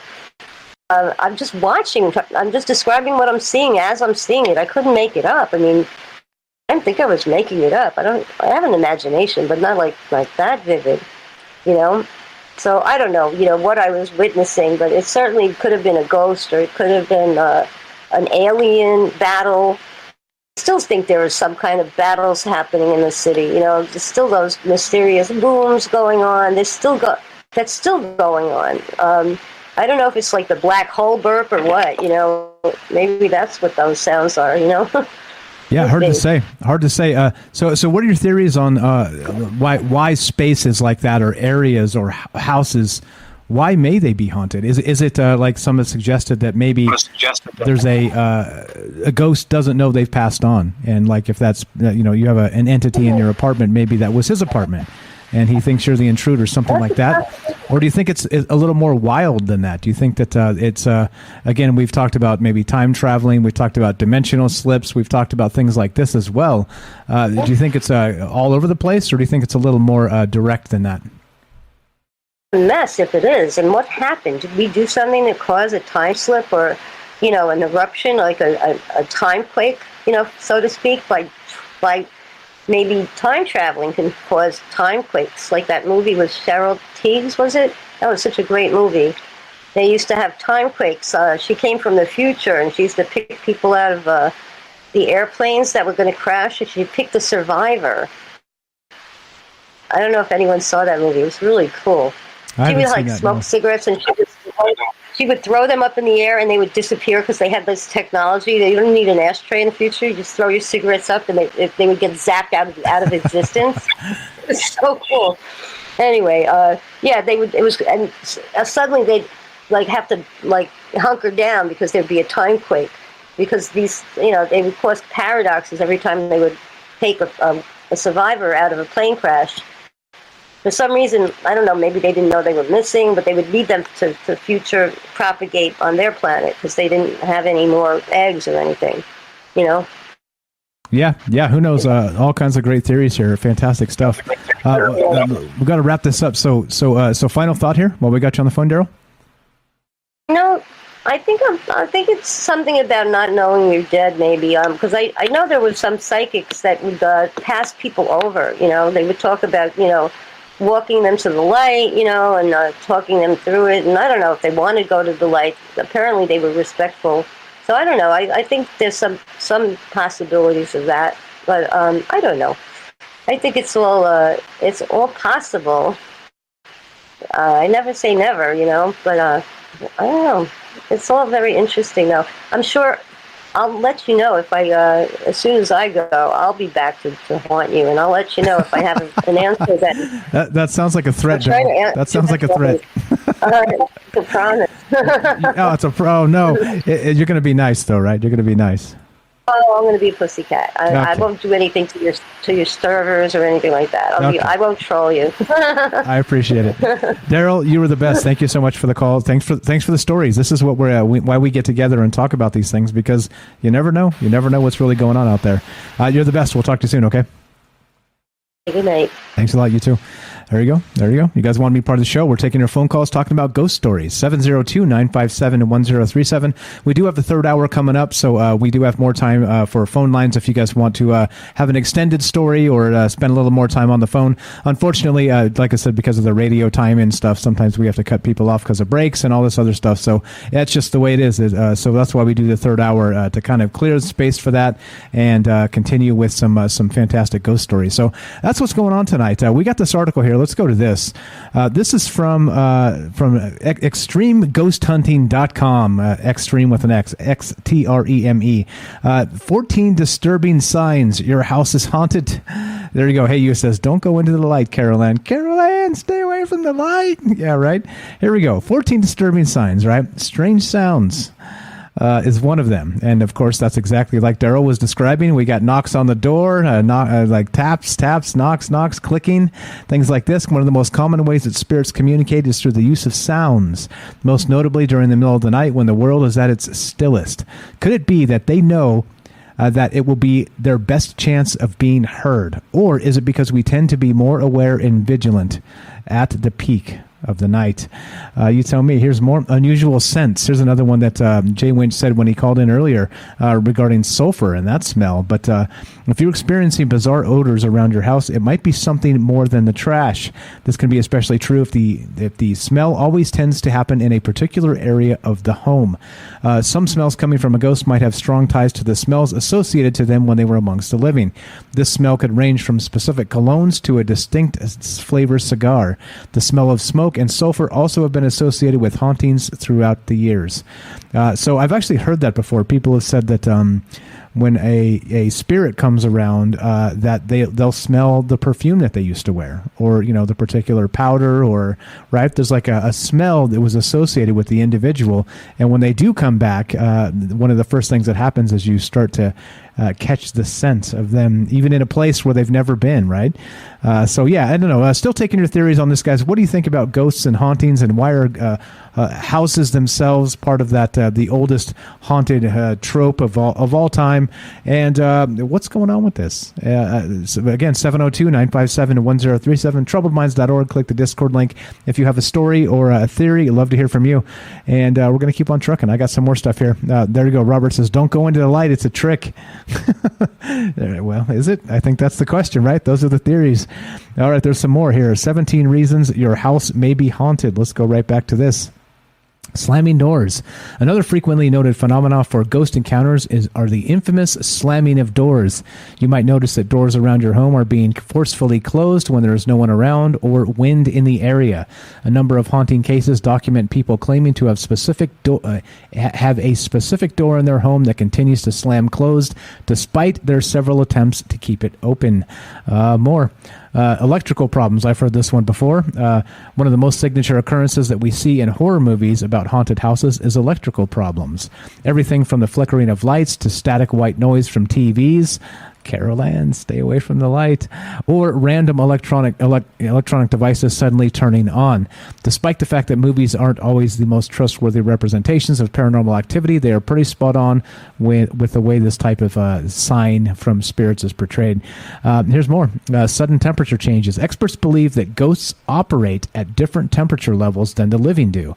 This is one of the notable ways ghost hunters track the paranormal in the physical world. Their presence will often lead to noticeable cold spots in the house.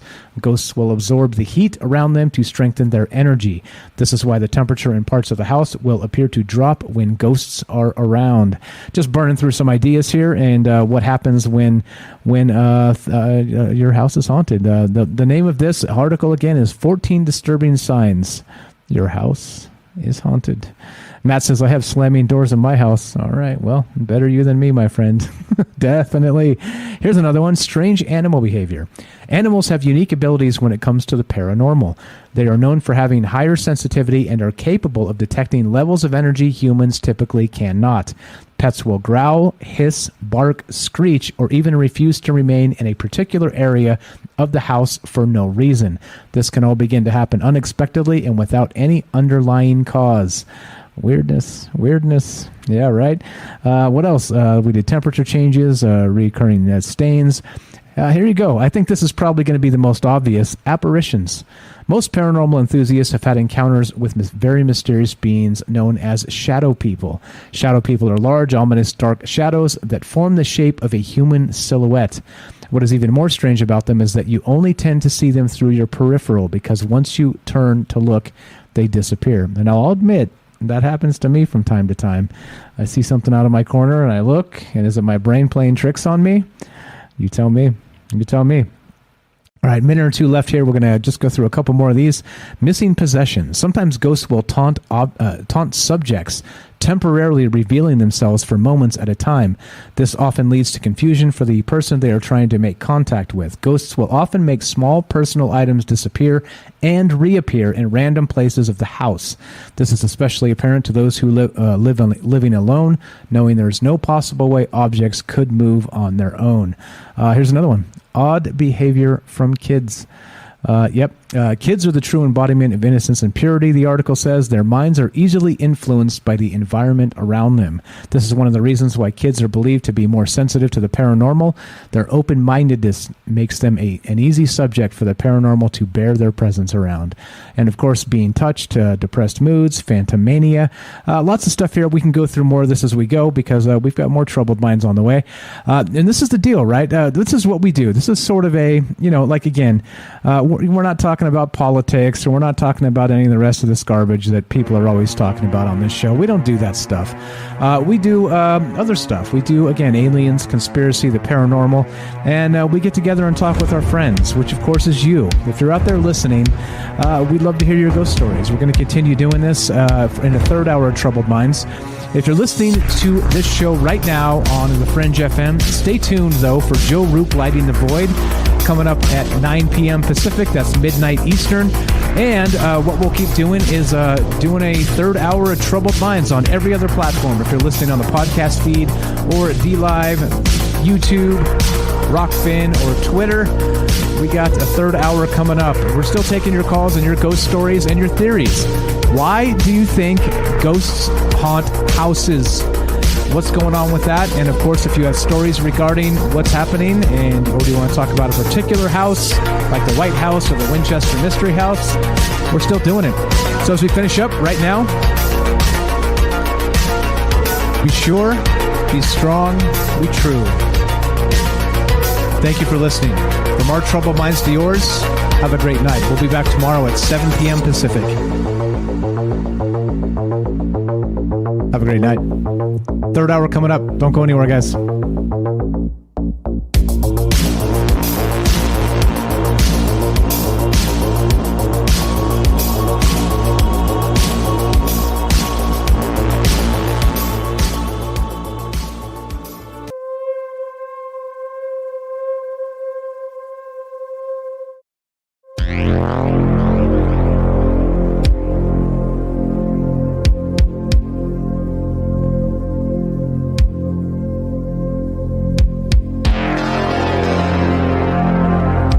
We have got one more hour of Troubled Minds on the way. So what we're going to do is take a quick 2-minute break, but we're still taking your phone calls. If you did call back, Jennifer in particular, or anybody else for that matter, if you got cut off from a commercial break, that's why we do the third hour, to just give us time to talk. If you got stories to tell and you want to add them to the list tonight, there's no reason to be scared, Brian. No reason to be scared. We're just doing some scary ghost talk tonight. But love to hear your stories, theories on why houses are haunted, and all the rest of this. And what's going on? What is happening? Is anybody experiencing hauntings? Like we had some, like Daryl. Daryl says she's experiencing hauntings right now, currently, in the place she lives. Is this happening to you or somebody you know? Love to hear the story. One more time, 702-957-1037. That's 702-957-1037. Don't go anywhere. More Troubled Minds in 2 minutes. 2-minute break. We'll be right back.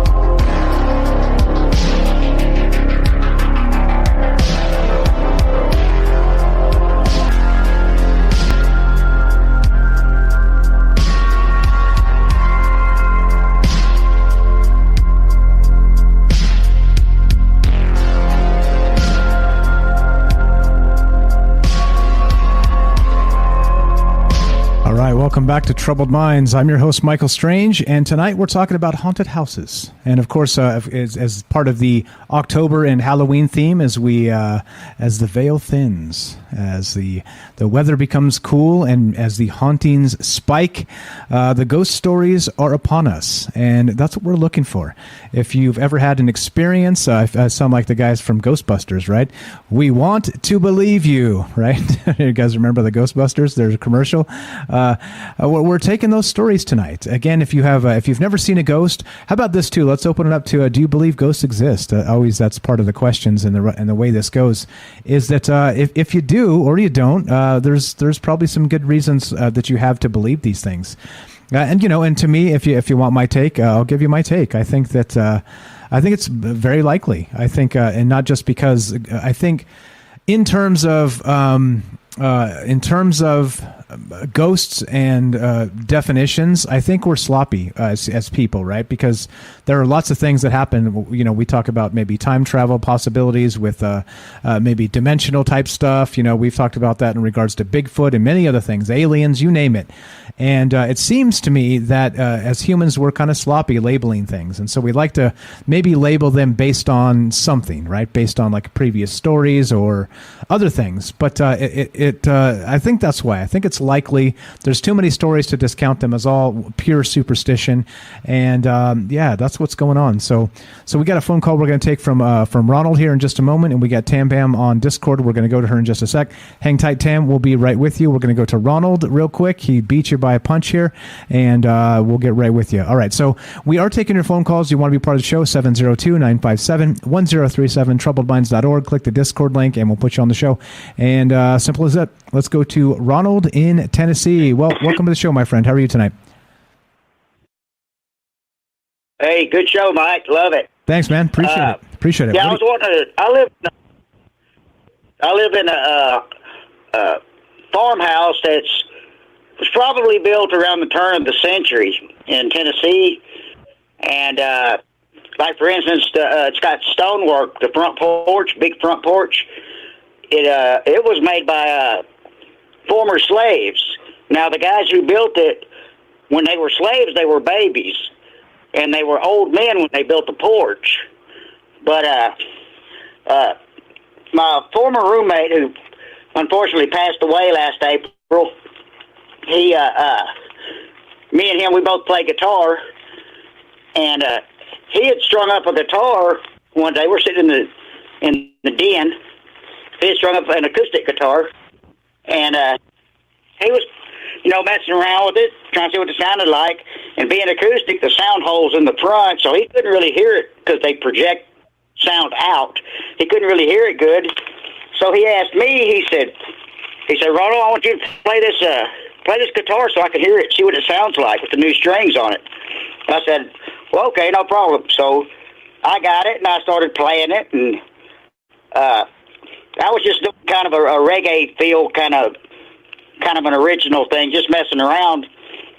And he's listening. I only played for about 2 or 3 minutes, and a picture from behind me flew off of the wall, landed about 3 feet out on the floor, and rolled about 6. It was a rectangular picture, but it rolled about 6 feet into the kitchen. And I looked at him, and his eyes was as big as saucers. He said my eyes was as big as saucers. And the only thing I could think to do was look up and say, everyone's a critic, But I mean, and then, I hear voices, and I'm the only one here. I hear voices, I hear footsteps, and I don't know, it's just a little quick thing I wanted to tell you about that, but I love the house. It's a great house, and I haven't heard anything lately.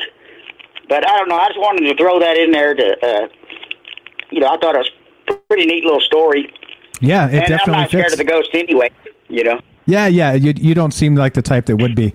Fantastic stuff. Is that the only time you've ever had something like that happen that was unexplainable in the past there?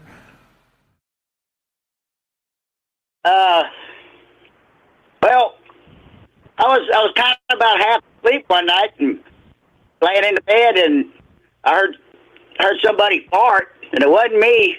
And I'm like, did the ghost fart? I don't know. So, I mean, of course, it could have been my dog. I got a golden retriever. It could have been her. But that's about it. But, I mean, other than hearing voices, hearing people talking, but you can't understand what they're saying. It's like kind of muffled, like it's in another room. And you'll walk around. I walk around and I look, and there's nobody here. It's a pretty good sized house. It's single story, but it's got a lot of square footage. And like I said, I'm the only one here, and this house just has so much history. I think that I'm the third resident of this house. The people who built it lived here. And then my friend Larry, his mother owned it, and now it's mine. So, but and it's got a lot of stuff in here that's over 100 years old, furniture, and all kinds of stuff. You wouldn't believe it. The American Pickers would have a field day at this house. Nice. I mean, there's a 100-year-old. High school diploma on the wall. It's 102 years old.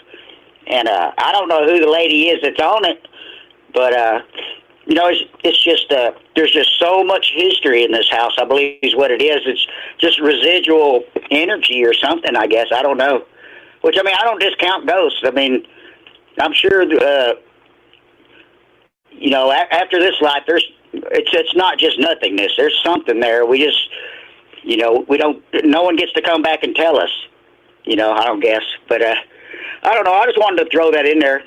I don't want to take up all the time. Let's get some other callers in and stuff. Perfect, brother. Thank you for listening. Thank you for the phone call. Again, great show. I love every one of them, actually, I appreciate it. Thank you for listening. Thank you for calling. I'm the Ronald who doesn't any comments anyway, so. If you guys, this is Ronald here. He's a resident comedian on Rockfin, so go say hi to Ronald over on Rockfin. I appreciate you, brother. Have a fantastic night. Thank you for calling.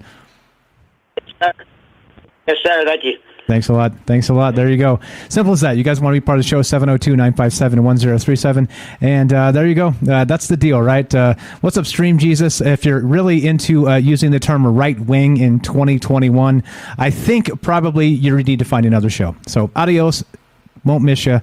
Have a nice life. Thanks for showing up and poking the hornet's nest. Let's go to Tambam. Tambam in South Africa. Test 1 2. Can you hear us? Can you hear us? Test 1 2. Welcome to the show. Hello. Hello. Good evening. Good morning. Good morning. How are you? I'm good. How are you? I'm doing very well. Just doing my thing, hanging out, talking about ghosts. So why the hell not, right? What do you think about this ghost stuff? It's so scary. It's so scary. And it becomes even more scary when everybody, especially in October, we spoke about it the other night, when everybody starts believing in ghosts and starts watching Halloween specials and all these things. It's October, right? It's the October whole theme worldwide, I think.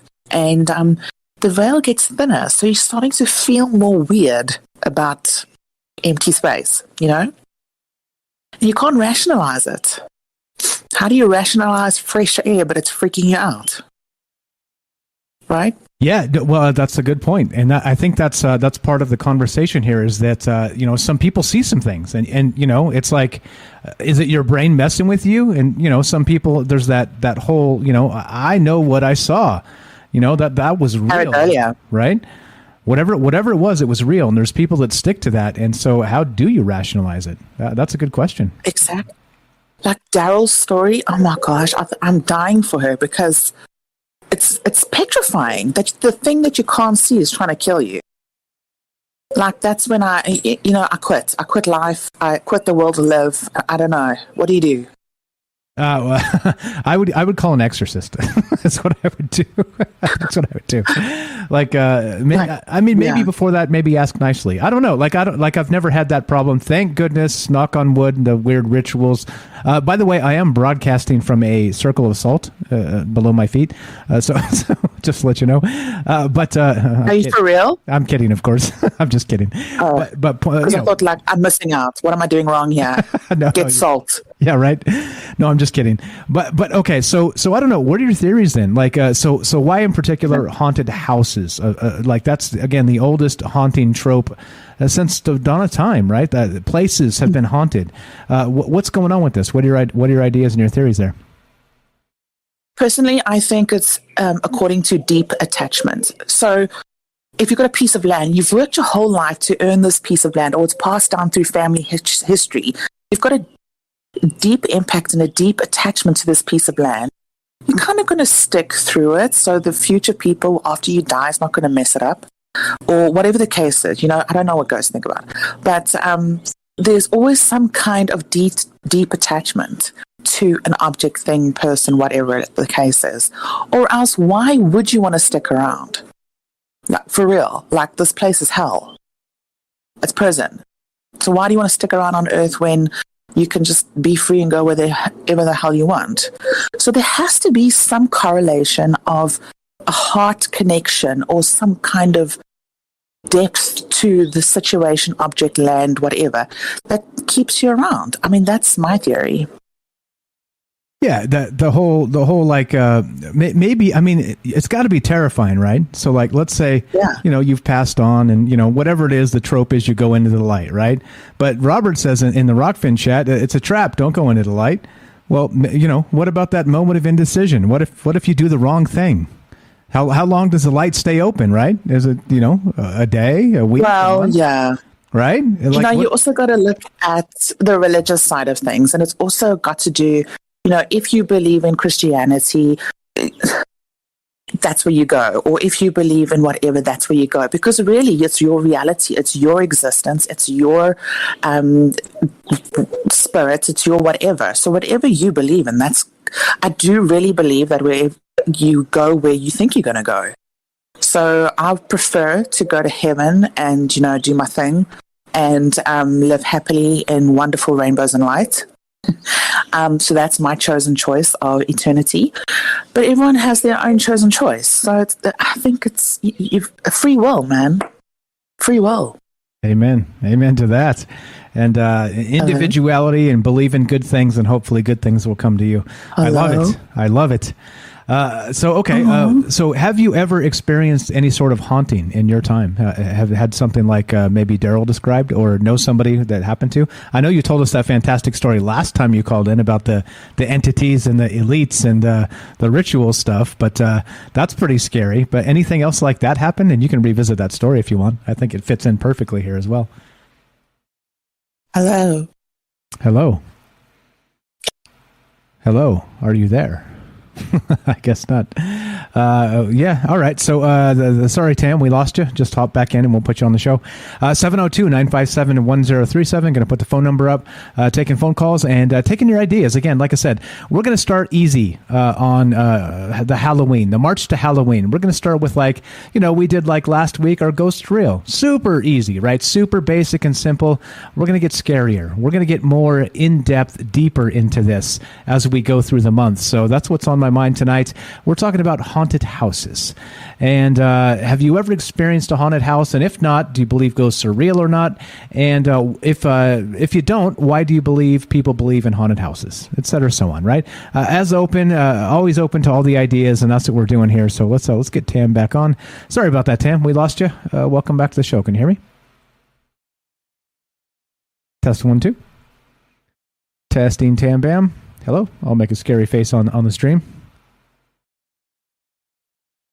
Anybody? No. Okay. All right. So we lost Tam. It looks like she's having issues with her internet. So let's go to Clayton. Clayton, welcome to the show. Test 1 2. Can you hear me? Clayton. Testing 1 2. I think you're struggling a little bit there, man. Who's struggling? Tam? Who? What's up? What's up?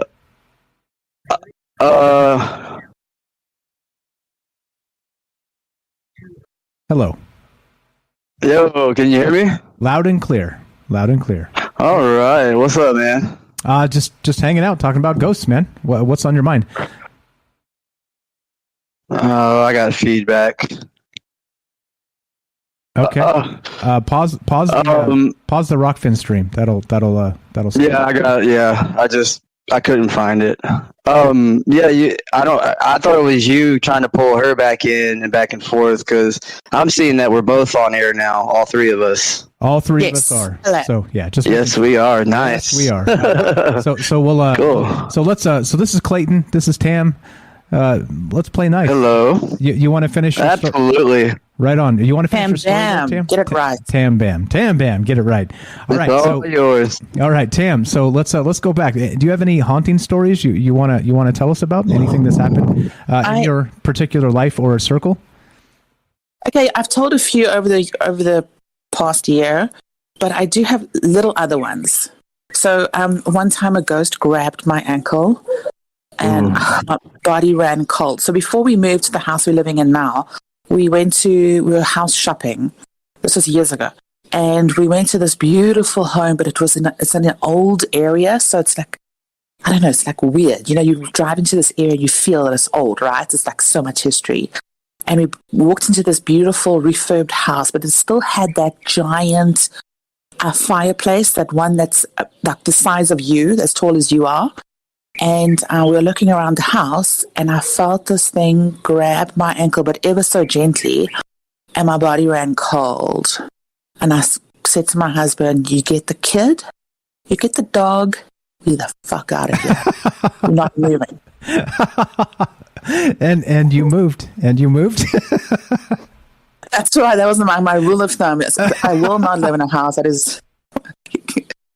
I don't care how beautiful the house is. Yeah, I don't blame you. That's got to be lines. Yeah, right. Grabbing is a line. Yeah, right. Totally. For sure. Totally. Tam, did you ever have something happen before that? That was the first instance in that house? Okay, so it is a kind of a recurring thing then. Yeah. So I told you a while back or a few shows back about the experience that I had in my bed. My bed used to shake, and then I woke up and this thing ran past me, a shadow bastard. So that caused me to start like opening the Bible and seriously get real, you know. I have a theory on shadows, but go ahead.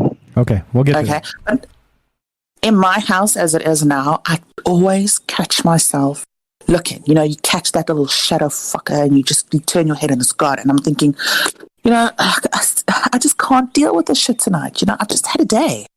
Like, piss off. And it's like constant.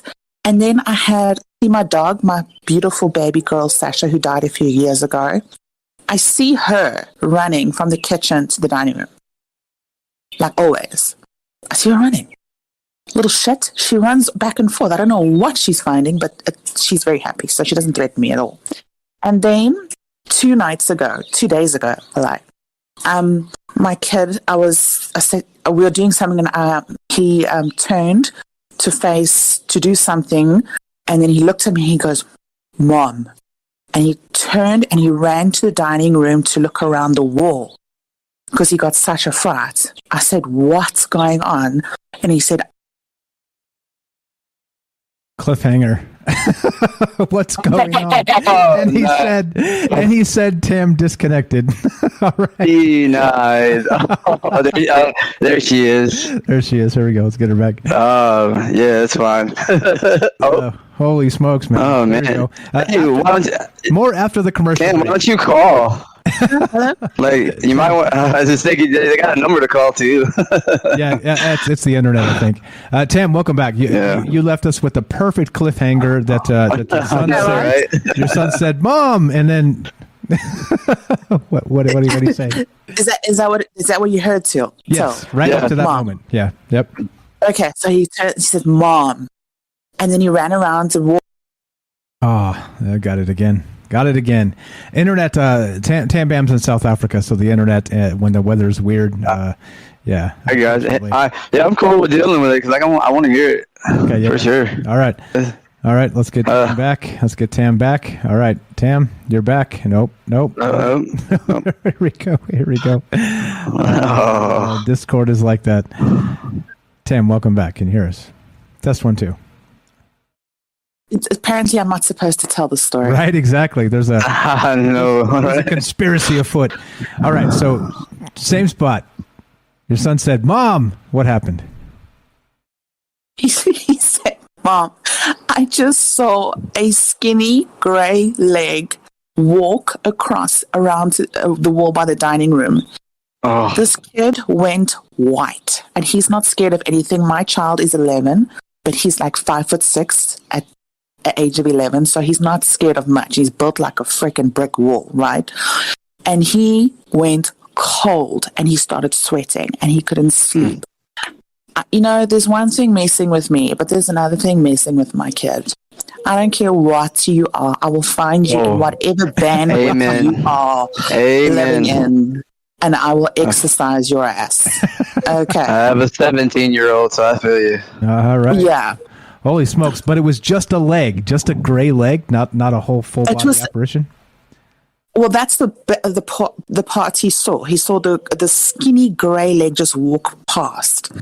And so, anyway, so that night, obviously, I put church on my phone, on YouTube, and I said, you sleep to this shit, okay? You just sleep to Jesus, because that's the only thing that's going to save your ass, all right? Nice. So then I was sitting outside, and I had chatting with my husband, and I looked at him, because I got a bit of a shiver, and I said to him, oh my God, please just check underneath the table what ran through my legs, because I don't know what it was. So he looks and it's nothing. And I swear to hell, something walked past through my legs. Even my pants leg bottom waved, like it moved. And there was nothing there. Wow. And then I'm thinking, okay, so this shit is going to get real. So the first thing on my to-do list in the morning is to sell all my antiques. Find like a spiritual person to see who's placed a hex on me. I mean, I'm still living there now. Yes, currently in a haunted house. Week. Oh wow, nice. I'm not nice. I'm sorry. I find everything fascinating. Sorry. Listen, but the thing is, and my point. I want to go ghost hunting, like for real. Okay, well, you can. My point is that whenever, and this happens quite often, not often, but this is what happens when I'm really into watching these ghost hunting stuff on YouTube, like Mindseed and Hassan Barbar and Paranormies and whatever. And when my husband and I watch too much of this stuff, it's as if the veil kind of thins in our home and the shit starts happening. So then I said, okay, we need to calm this stuff down. We need to calm down. We need to switch this off. We need to put My Little Pony on or SpongeBob for at least a day just to balance it out, right? I love it. Why the hell not, right? Why the hell not? Yeah. That's wild. So it's still happening, even in the house. Do you think it followed you from the past house to this house, or do you think it's something completely different? I think it's something completely different. I feel it mainly in my kitchen, which is like the worst place to feel it, because I just want to get a snack, right? And maybe it's a good thing. Like the ghost is between me and the fridge. It's kind of a good thing. Unless the beer's in the fridge, then me and that ghost, we got a problem. We got a serious problem. You walk around with the gang crucifix, don't you dare. Right. Yeah, exactly. I'm telling you, I would circle assault that whole fridge. I'll tell you what, we're keeping things safe. I wonder if it works. Right? Yeah. You should have those mini bar fridges in each room of your house, Mike. Yeah, those tiny ones that you plug in the USB. Yeah. From Japan. Like I said, I would, except it's a little easy to drink them too fast if it's too close. So I don't. I've had some shows in the past, like 2 years ago, where I got a little sloppy in the back half. So I try not to do that. That's fun, Mike. Just saying. Okay, so additional anything else? What else you got, Tam? We're here with our friend Clayton, and we're just kicking it, talking about. We're just chilling. Just chilling. Yeah, let's roll out. Like my husband keeps on thinking I'm calling him, so he runs to me because even though he's 6'4", he's still I've got wife wrath, right? I'm so little, but he's so big. I've still got I'm the neck that turns his head, right? So so he keeps on thinking I'm calling him, so he'll run. Like what? What's wrong? Do you need anything? What is it? I'm like, I didn't call you, motherfucker. Oh, yeah. But it's constant. So someone's messing around in my house, man. Have you been touched in this house? Have you been touched in this house? Hello? Tam, you there? I hear Hello. Clayton. Okay. Tam, we hear you. I hear you, Tam. We hear you, Tam. Why is this doing this to me? Can you hear us? Yeah, I guess not. I guess not. We'll try it one more time. If not, we'll get Tam another time. Again, like I said, different internet connection out there. Tam, are you there? Test 1 2. Can you hear us? Okay. Oh, she just dropped completely out. All right, so we'll get back to Tam. So, all right, Clayton, welcome to the show. What's up, my man? How are you? Hey, what's up, man? Hey, I'm good. Right on. Chilling, talking about ghosts and stuff. Let's get Tam back in. Oh, she popped back in. That's okay. Go ahead, Clayton. We'll let her internet get the gremlins out. You want to tell us about your theory on shadow people? May as well. Let's get started with that. Okay, well, biblically speaking, the Bible says that the demons in our world, and if we're in a fallen state, that's why they're here. They're from the Nephilim. When he destroyed the Nephilim, it actually was stylized in the Clash of the Titans, stuff like that. I believe that's what happened back in the world. I believe the beginning of our world, everything was silicon. Maybe not us, but the trees and everything else were. But these beings, and I think we started off maybe not here. I don't think Eden was necessarily on this plane yet. We had to fall, basically. And we were like light beings. Well, if we were light beings and got up there, they're light beings. What's the opposite of that? You see the shadow people. Yeah, I see them all the time now. It's like they're just having camera cameos all the time now. Like I watch nothing but ghost videos all the time, and it's like the veil is really lifting. But like shadow people, I believe, are just the opposite of what the light beings are above us. They're just the opposite. They're just complete darkness, shadow, and they're fallen state because they're part of what. That's what God did to them because they weren't supposed to be, because they were born between a female or human female and alien, or not alien. Angel. Sorry, angel. Just seeing aliens and stuff. Angels. That's what it says in the Bible, basically. But I think if we're down here, we're in the fallen state, basically, in this earth. This is where we fell to. So did Lucifer. So did all the angels, a third of them. But they're down here. I don't think all of them are the shadow people, but I think that's what the shadow people are. When you see, they're demons, but they're the Nephilim that you would think of in the Bible. Okay, gotcha. Tam, you back? You can hear us? Yes, okay. I am. All right, you got a take on that? Shadow people. I had a point, and then a bird attacked me, and then I lost it completely. It sounds like you got a lot going on. These freaking birds, man. You feed one, and they've got like some certain kind of I don't know what it is, some core, and now we've got 50. And one nesting on top of our dartboard. Damn it.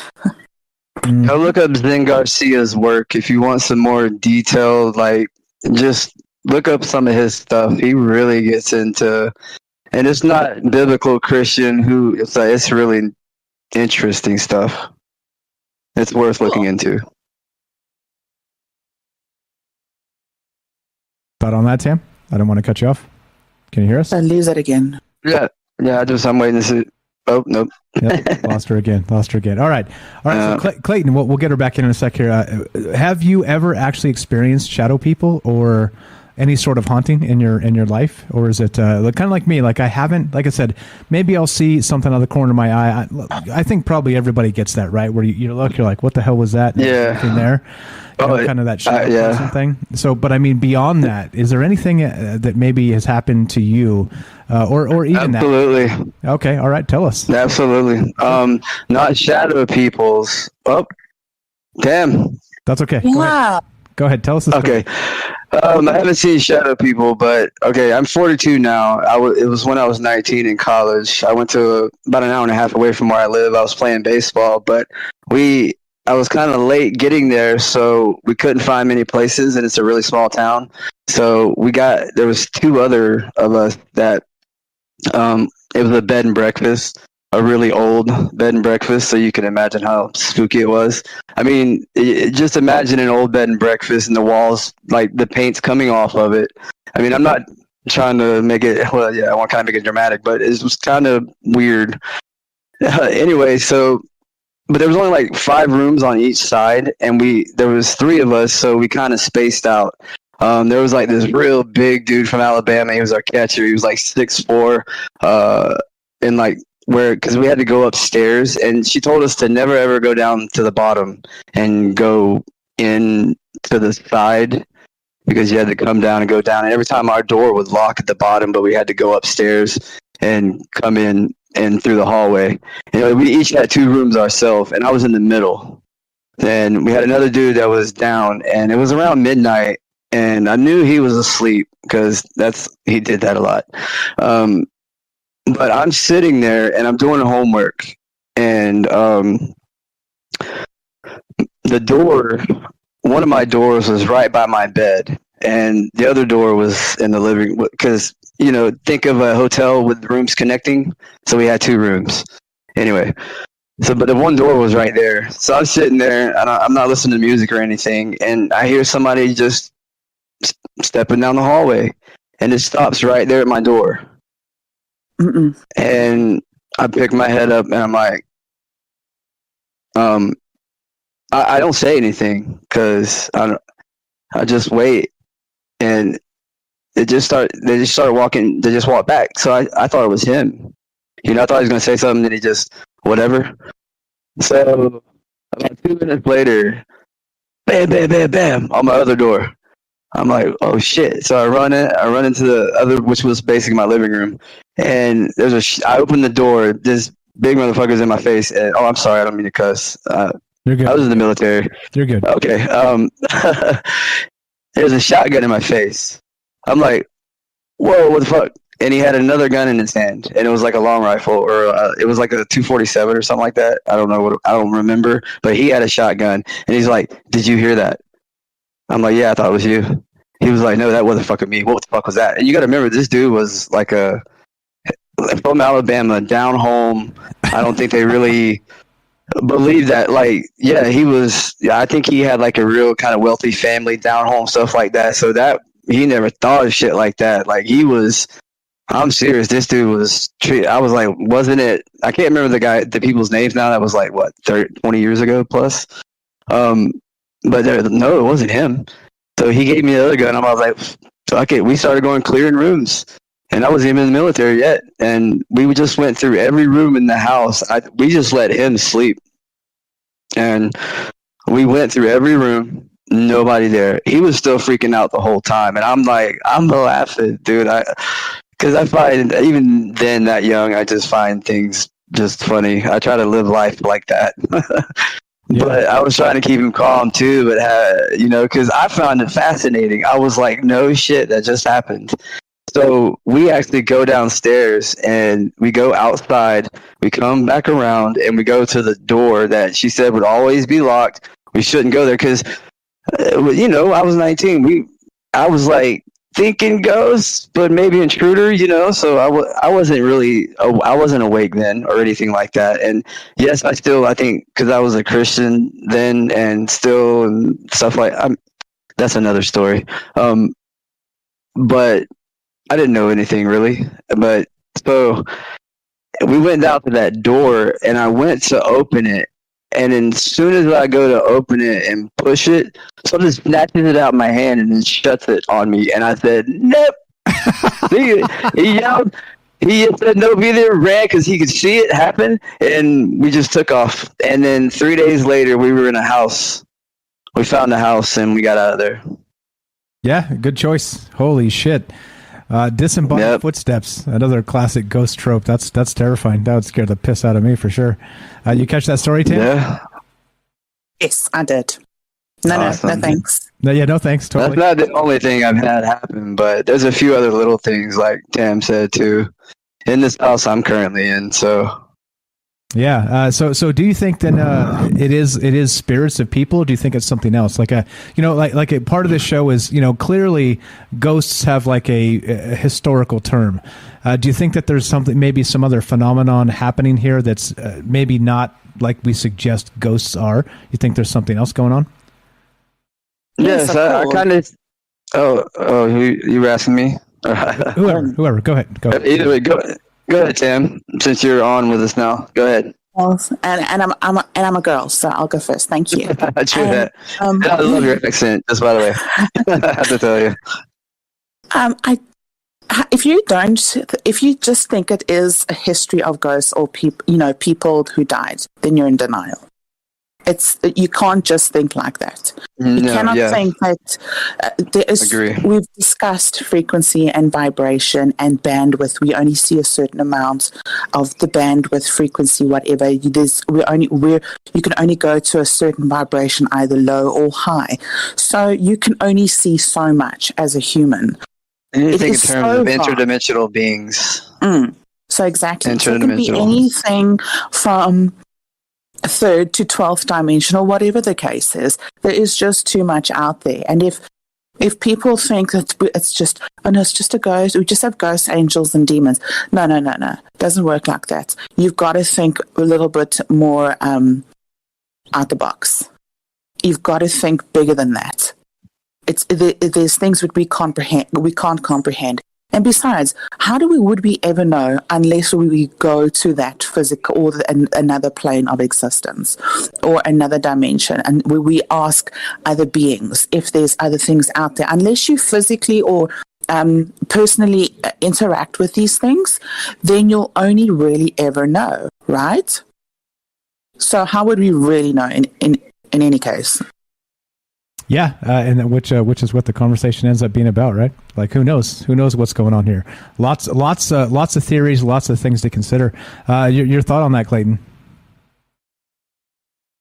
I think that there are many different types. Like the shadow beings, they're intelligent. They may be like the jinn that they say in the Bible or something, but I think you have to think in terms of interdimensional beings, because even if you get down to it, that's where God would be in an extra dimension, another dimension. Now, I'm not 100% sure on the whole 12th dimension stuff like that. I do believe in God. I'm still a Christian, but me too. I don't know. I only use the Bible for historical and research, and if I need to find stuff, because I do fully believe in the Mandela effect, and it has changed so much. But I understand what Jesus, and I'm not trying to think I know Jesus or God's mind. I feel like I want to do what he did, and all he wanted to do was walk around and tell people, hey, this right here, what's happening right now in the world, it's not cool. Y'all need to come out of that. Let's do something else. We need to think differently. And anyway, but as far as the beings go, like I said, Nephilim back in the Bible, that if you look in like the show, or not the show, documentary, what's the name of it? Oh, there's no trees on flat earth. Yeah, I remember that. You know what I'm talking about.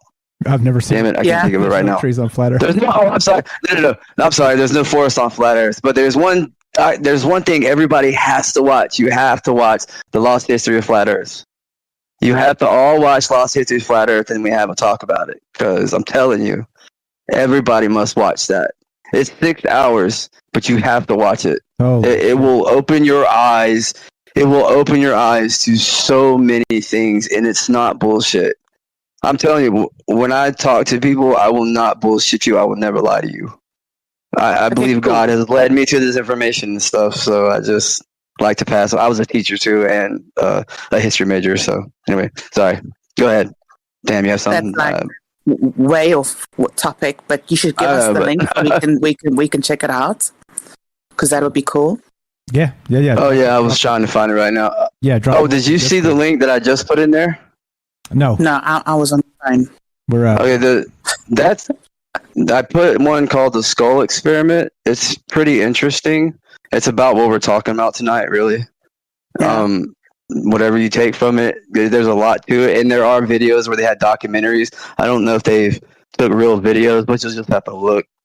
It's very interesting. I have a. It might be a stupid question to some, but I don't care. Why Never when a you stupid watch question. these?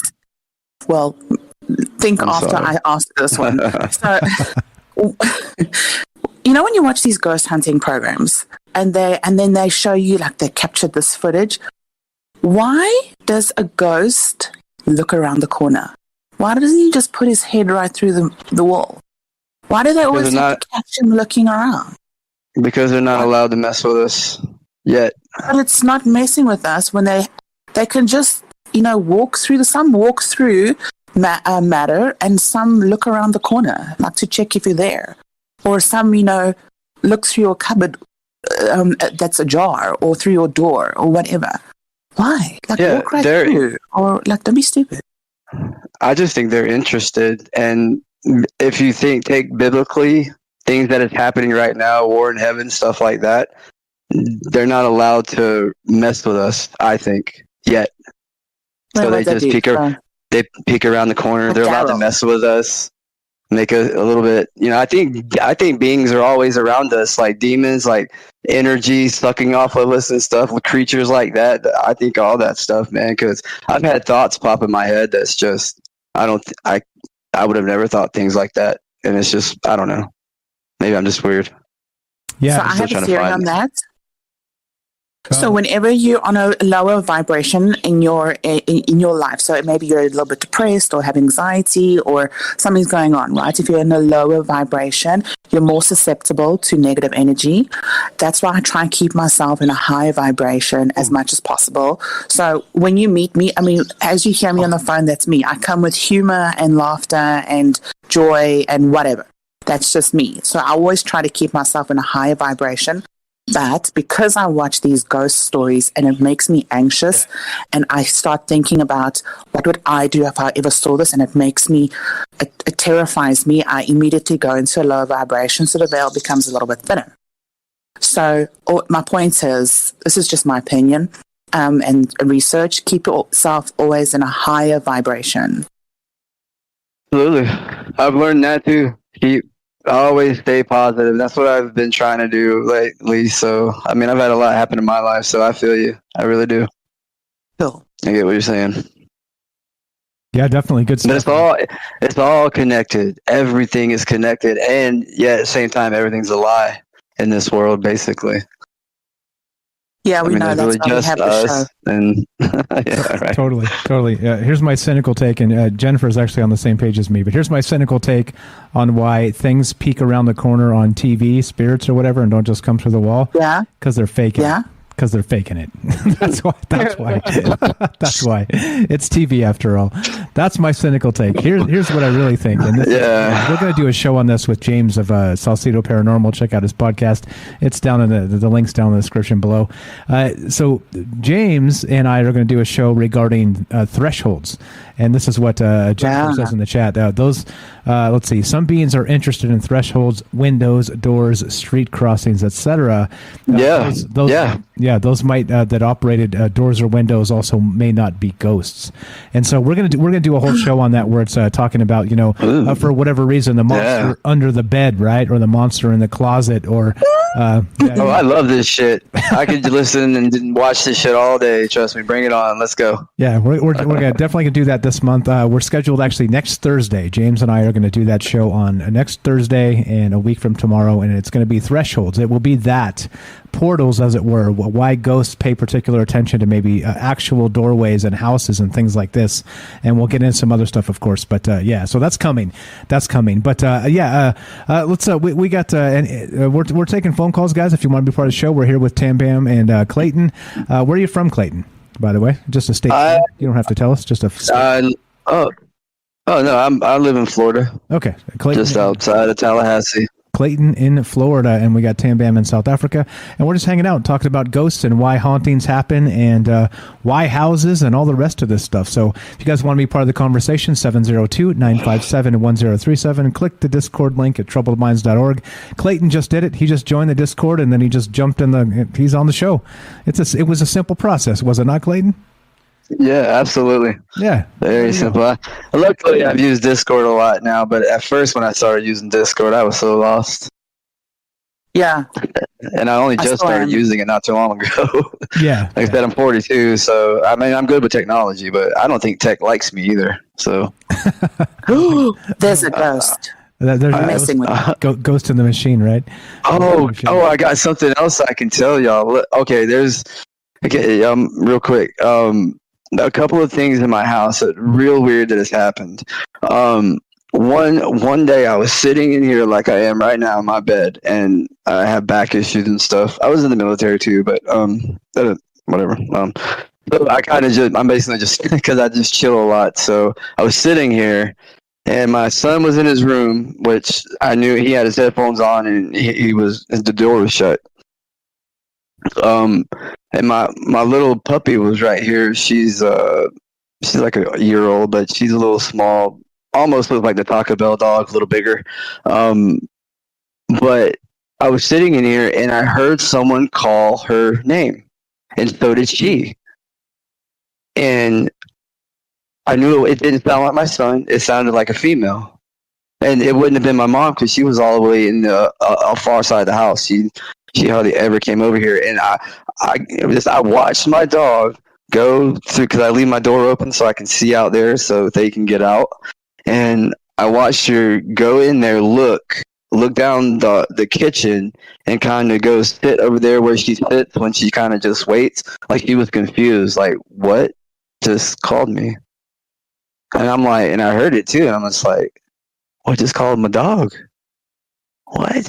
Yeah, it was crazy. That was one of the craziest things I've heard.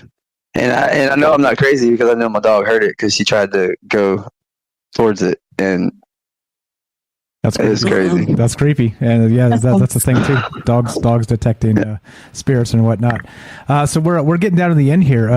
Let's get you guys' final thoughts on this stuff, and then we'll finish this up. Thank you, Tam, and thank you, Clayton, for spending the final hour with us here. You guys know the drill, right? Monday, Tuesday, Wednesday, Thursday, 7 p.m. Pacific. This is why we do the third hour, to just kind of get together. Sometimes get a couple people on the phone together and just hang out and talk about ghosts and whatnot. But let's go, ladies first, and what's your final thought on this, Tam? What do you think about the ghost stuff? Are ghosts real or whatever? What are your thoughts here? In my non-professional opinion, yes, ghosts are real. But I come with also a plethora of useless information. But yeah, I say the same thing. I do. Ghosts to me are very real, and it's like the birthplace of the heebie-jeebies, and it's not my friend, and I don't like it. So whatever's here must just piss off. Okay, piss off ghosts. There you go. And Bam Bam tells you to get lost. Ghost, you better get lost. Fantastic stuff. Fantastic stuff.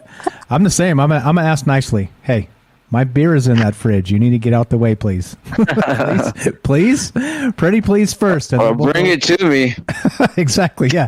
Oh, dude, how about that? If you can teach the ghost to fetch the beer, right? That's just what I was thinking. I'm gonna like to my TMI a little bit, but if it's Shark Week and a ghost is between me and the fridge and me and chocolate, there will be hell on earth. Yeah, in my house. We got a problem, right? I agree.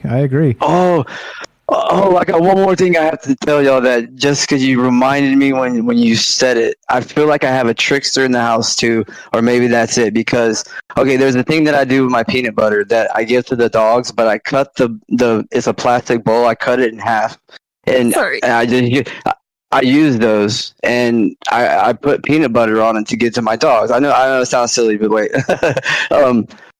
But I can't find them, and I can't find my towels. There's been so many. They're big. I bought so many towels, and they vanished. Okay, the little cups things. Just the other day I walked outside, and I got this. I don't hardly use my front door, so I don't have this I have all this growth over there, and I looked, and there was like 10 of them under my porch.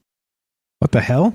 And there's no way my dog. I'm telling you, there's no way she takes him out the back door. The only time if she grabs one here and there, she'll take it out the back because that's the only way I go out. But there's a shit ton of them under my little air porch, and I have no clue how they got there. I don't. And like I said, I'm waiting to find the towels. And there may be something living in my shed back there because I put my couches back there and we don't even go back there. So I feel like I walked past there and seen something in there. So you need a trail cam. Yeah, I believe in all this. It's all real. If you don't believe in that stuff, I think you're not. Well, I'm not gonna call you an idiot, but I'm sorry. Go ahead. No. No, I hardly heard a thing because you had me at. There's this thing you do with my peanut butter, and it just had me. Oh, sorry. You had me in peanut butter. What is that? What do you like, peanut butter? Yeah, Clayton. I gotta hear that focus, buddy. All right, so you clearly said ghosts are real, ghosts are true. So again, then where do they come from? Is it spiritual stuff or is it something completely? Yes, I believe there's like spiritual beings always around us, and we do have some that are protecting us that are from higher realms. I mean, I've watched stories, and there's a couple that I'll look for next time or something, and I'll put the link next time we do it. I don't know if I can find it, even think about it right now. I'm also really high, so God bless you. But it's very interesting, and it kind of delves more into it. But because I've heard too many things about people talking about their loved ones, and they know for sure that, and there's just so much out there. I just can't make everything that's all just fake, because I watched so many videos. Yeah. Well, don't forget, we're on YouTube, and just because you're on YouTube doesn't mean you know anything better than anybody else. I can shatter the matrix for you too right now. Sorry. I'm just throwing it out there. Don't forget to always be aware that there may be some people pulling some bullshit over on you. So just us included. Oh, absolutely. Us included. Like that's the thing, right? Like the people that are like afraid of breaking their spell will never tell you they could be wrong. Well, we could be wrong every night because this isn't about spells or any of the rest of that. It's about a conversation, and that's a very different thing. So if you truly believe you have God in your life and He's with you, which I do, I'm not afraid of anything, man. I'm actually excited for the future right now. Things are so crazy right now. It's so fascinating. We live in such a fascinating time, man. I don't know what's gonna happen. I know it's just getting really bad too right now, but agreed. This is from Kelly. You are a ghost driving a meat-coated skeleton made from stardust, riding a rock floating through space. Fear nothing. There you go. I'm with you. Yeah, right. That puts things into perspective, like we're in nothing. Yeah. I am with you, brother. I am not afraid. Let us not be afraid together. Thank you so much, guys. Thanks for hanging out with us at Tam Bam in South Africa. We got Clayton in Florida. You guys are welcome back anytime. You already know that. We go 4 nights a week, and love to hear more from you as we do more of this. And thanks for hanging out. Can I say one more thing? Yeah, of course. Go right ahead. Okay. This is so off topic, but it kind of pissed me off when I found out. But when we get off of here, go Google anything. It doesn't matter what it is, and just keep going. Keep going to about 35, and watch how many. You'll start off with 1 billion, and just go all the way to as far as it'll take you. You'll probably get to about 35, and watch how many options you get. You'll start off with billions. When you search in the Google search, right? And then you know what I'm talking about? Yeah, go down page by page, and find, keep going over page, just whatever you search for. Try to go to 35, and you'll see what happens. Okay, all right, we'll do it. If it's something, I'll even make a video and put it up. We'll talk about it. Clayton, oh, you'll want to. All right, Clayton, thank you so much for joining us. Tam Bam, thanks for telling your stories. Thanks for being here tonight. You guys are the best. Love you both, and we'll talk to you soon. Okay, you guys have a great night. All right, you too. Bye. Thanks, everyone. Bye. All right. There you go. Gonna move them out and finish the thing up. And here we go. All right. So you guys know the drill. We're gonna hang out and talk about weird stuff because that's what we do. And we'll be back tomorrow. So the bad news is we are finished for the evening. We're about to. I don't know if Jay's out there. I haven't seen him in the chat, so I'm not sure if we're gonna do the J-tro. But if not, that's okay. What we'll do is we'll be back tomorrow. The bad news is tonight we're finished. The good news is, God willing, we'll be back tomorrow at 7 p.m. Pacific to talk about more strange things. I almost did surveillance state stuff tonight, but I thought, let's do this. I found this article about the White House and why things are haunted, and so let's do it. Thanks, Matt, for the call. Everybody else for the phone calls. Thanks, Matt, for bringing up the Winchester Mystery House. I hadn't even considered that, but that's why we do this together, because there are many things that I will not and cannot consider because I'm only one person. And as I always say, I'm me, you're you, but together we're us. And us is a powerful thing. So thank you for hanging out with us. Thanks for spending your time. Thanks for sharing your stories and your thoughts and all the rest of this stuff. Like I said, you make my world go round, because a lot of these conversations can't be had in normal circumstances. Like I said, you're not going to talk about ghosts around the water cooler, are you? Yeah, probably not. Probably not. So that's what we do. That's what this show's about. It's about talking about the weird stuff and proving you can talk about this stuff and not be a weirdo. It's normal to question our reality, and we're trying to normalize those thoughts, and it's okay. That stuff is okay. So as we finish, let's see. We're going to keep on doing our thing, and that's what's up. So as we finish, I'm going to play some outro here. What's up, Brian says. James says, kind of hard to think of all the places, reportedly haunted places, so no worries, Mike. Exactly. We'll get together and we'll bring them up. Brian says, got to have faith in yourself to continue moving forward, to continue learning. It starts with your heart, with your morals. Thank you, Brian. I've been reading your chat all night. You're spot on with a lot of that stuff. Thank you so much for sharing. Robert says, I've never been to space or high enough to actually see curvature nor an ice wall, so I have no knowledge of the theory. All I have are what I have been told and whether I believe in it or not. I agree. I don't know, meaning that I don't believe in flat Earth at all, but I'm open to the idea. Let's hear some of that stuff and hopefully give me something more compelling, or not more compelling, something a little less than a 6-hour video. Also, by the way, thank you, Clayton, for the tip there on Rockfin. Appreciate that. And thank you for hanging out with us, and thanks for being part of this. Tartaria. Well, we will do the show on Tartaria. Don't worry. We will definitely do that. But okay, let's wrap this up. I think Jay's probably indisposed, which is totally cool. He's allowed to be human, and let's do the outro without Jay. All right, so the deal is this. Monday, Tuesday, Wednesday, Thursday, we get together at 7 p.m. Pacific. That would be 10 p.m. Eastern, and we talk about the weird stuff.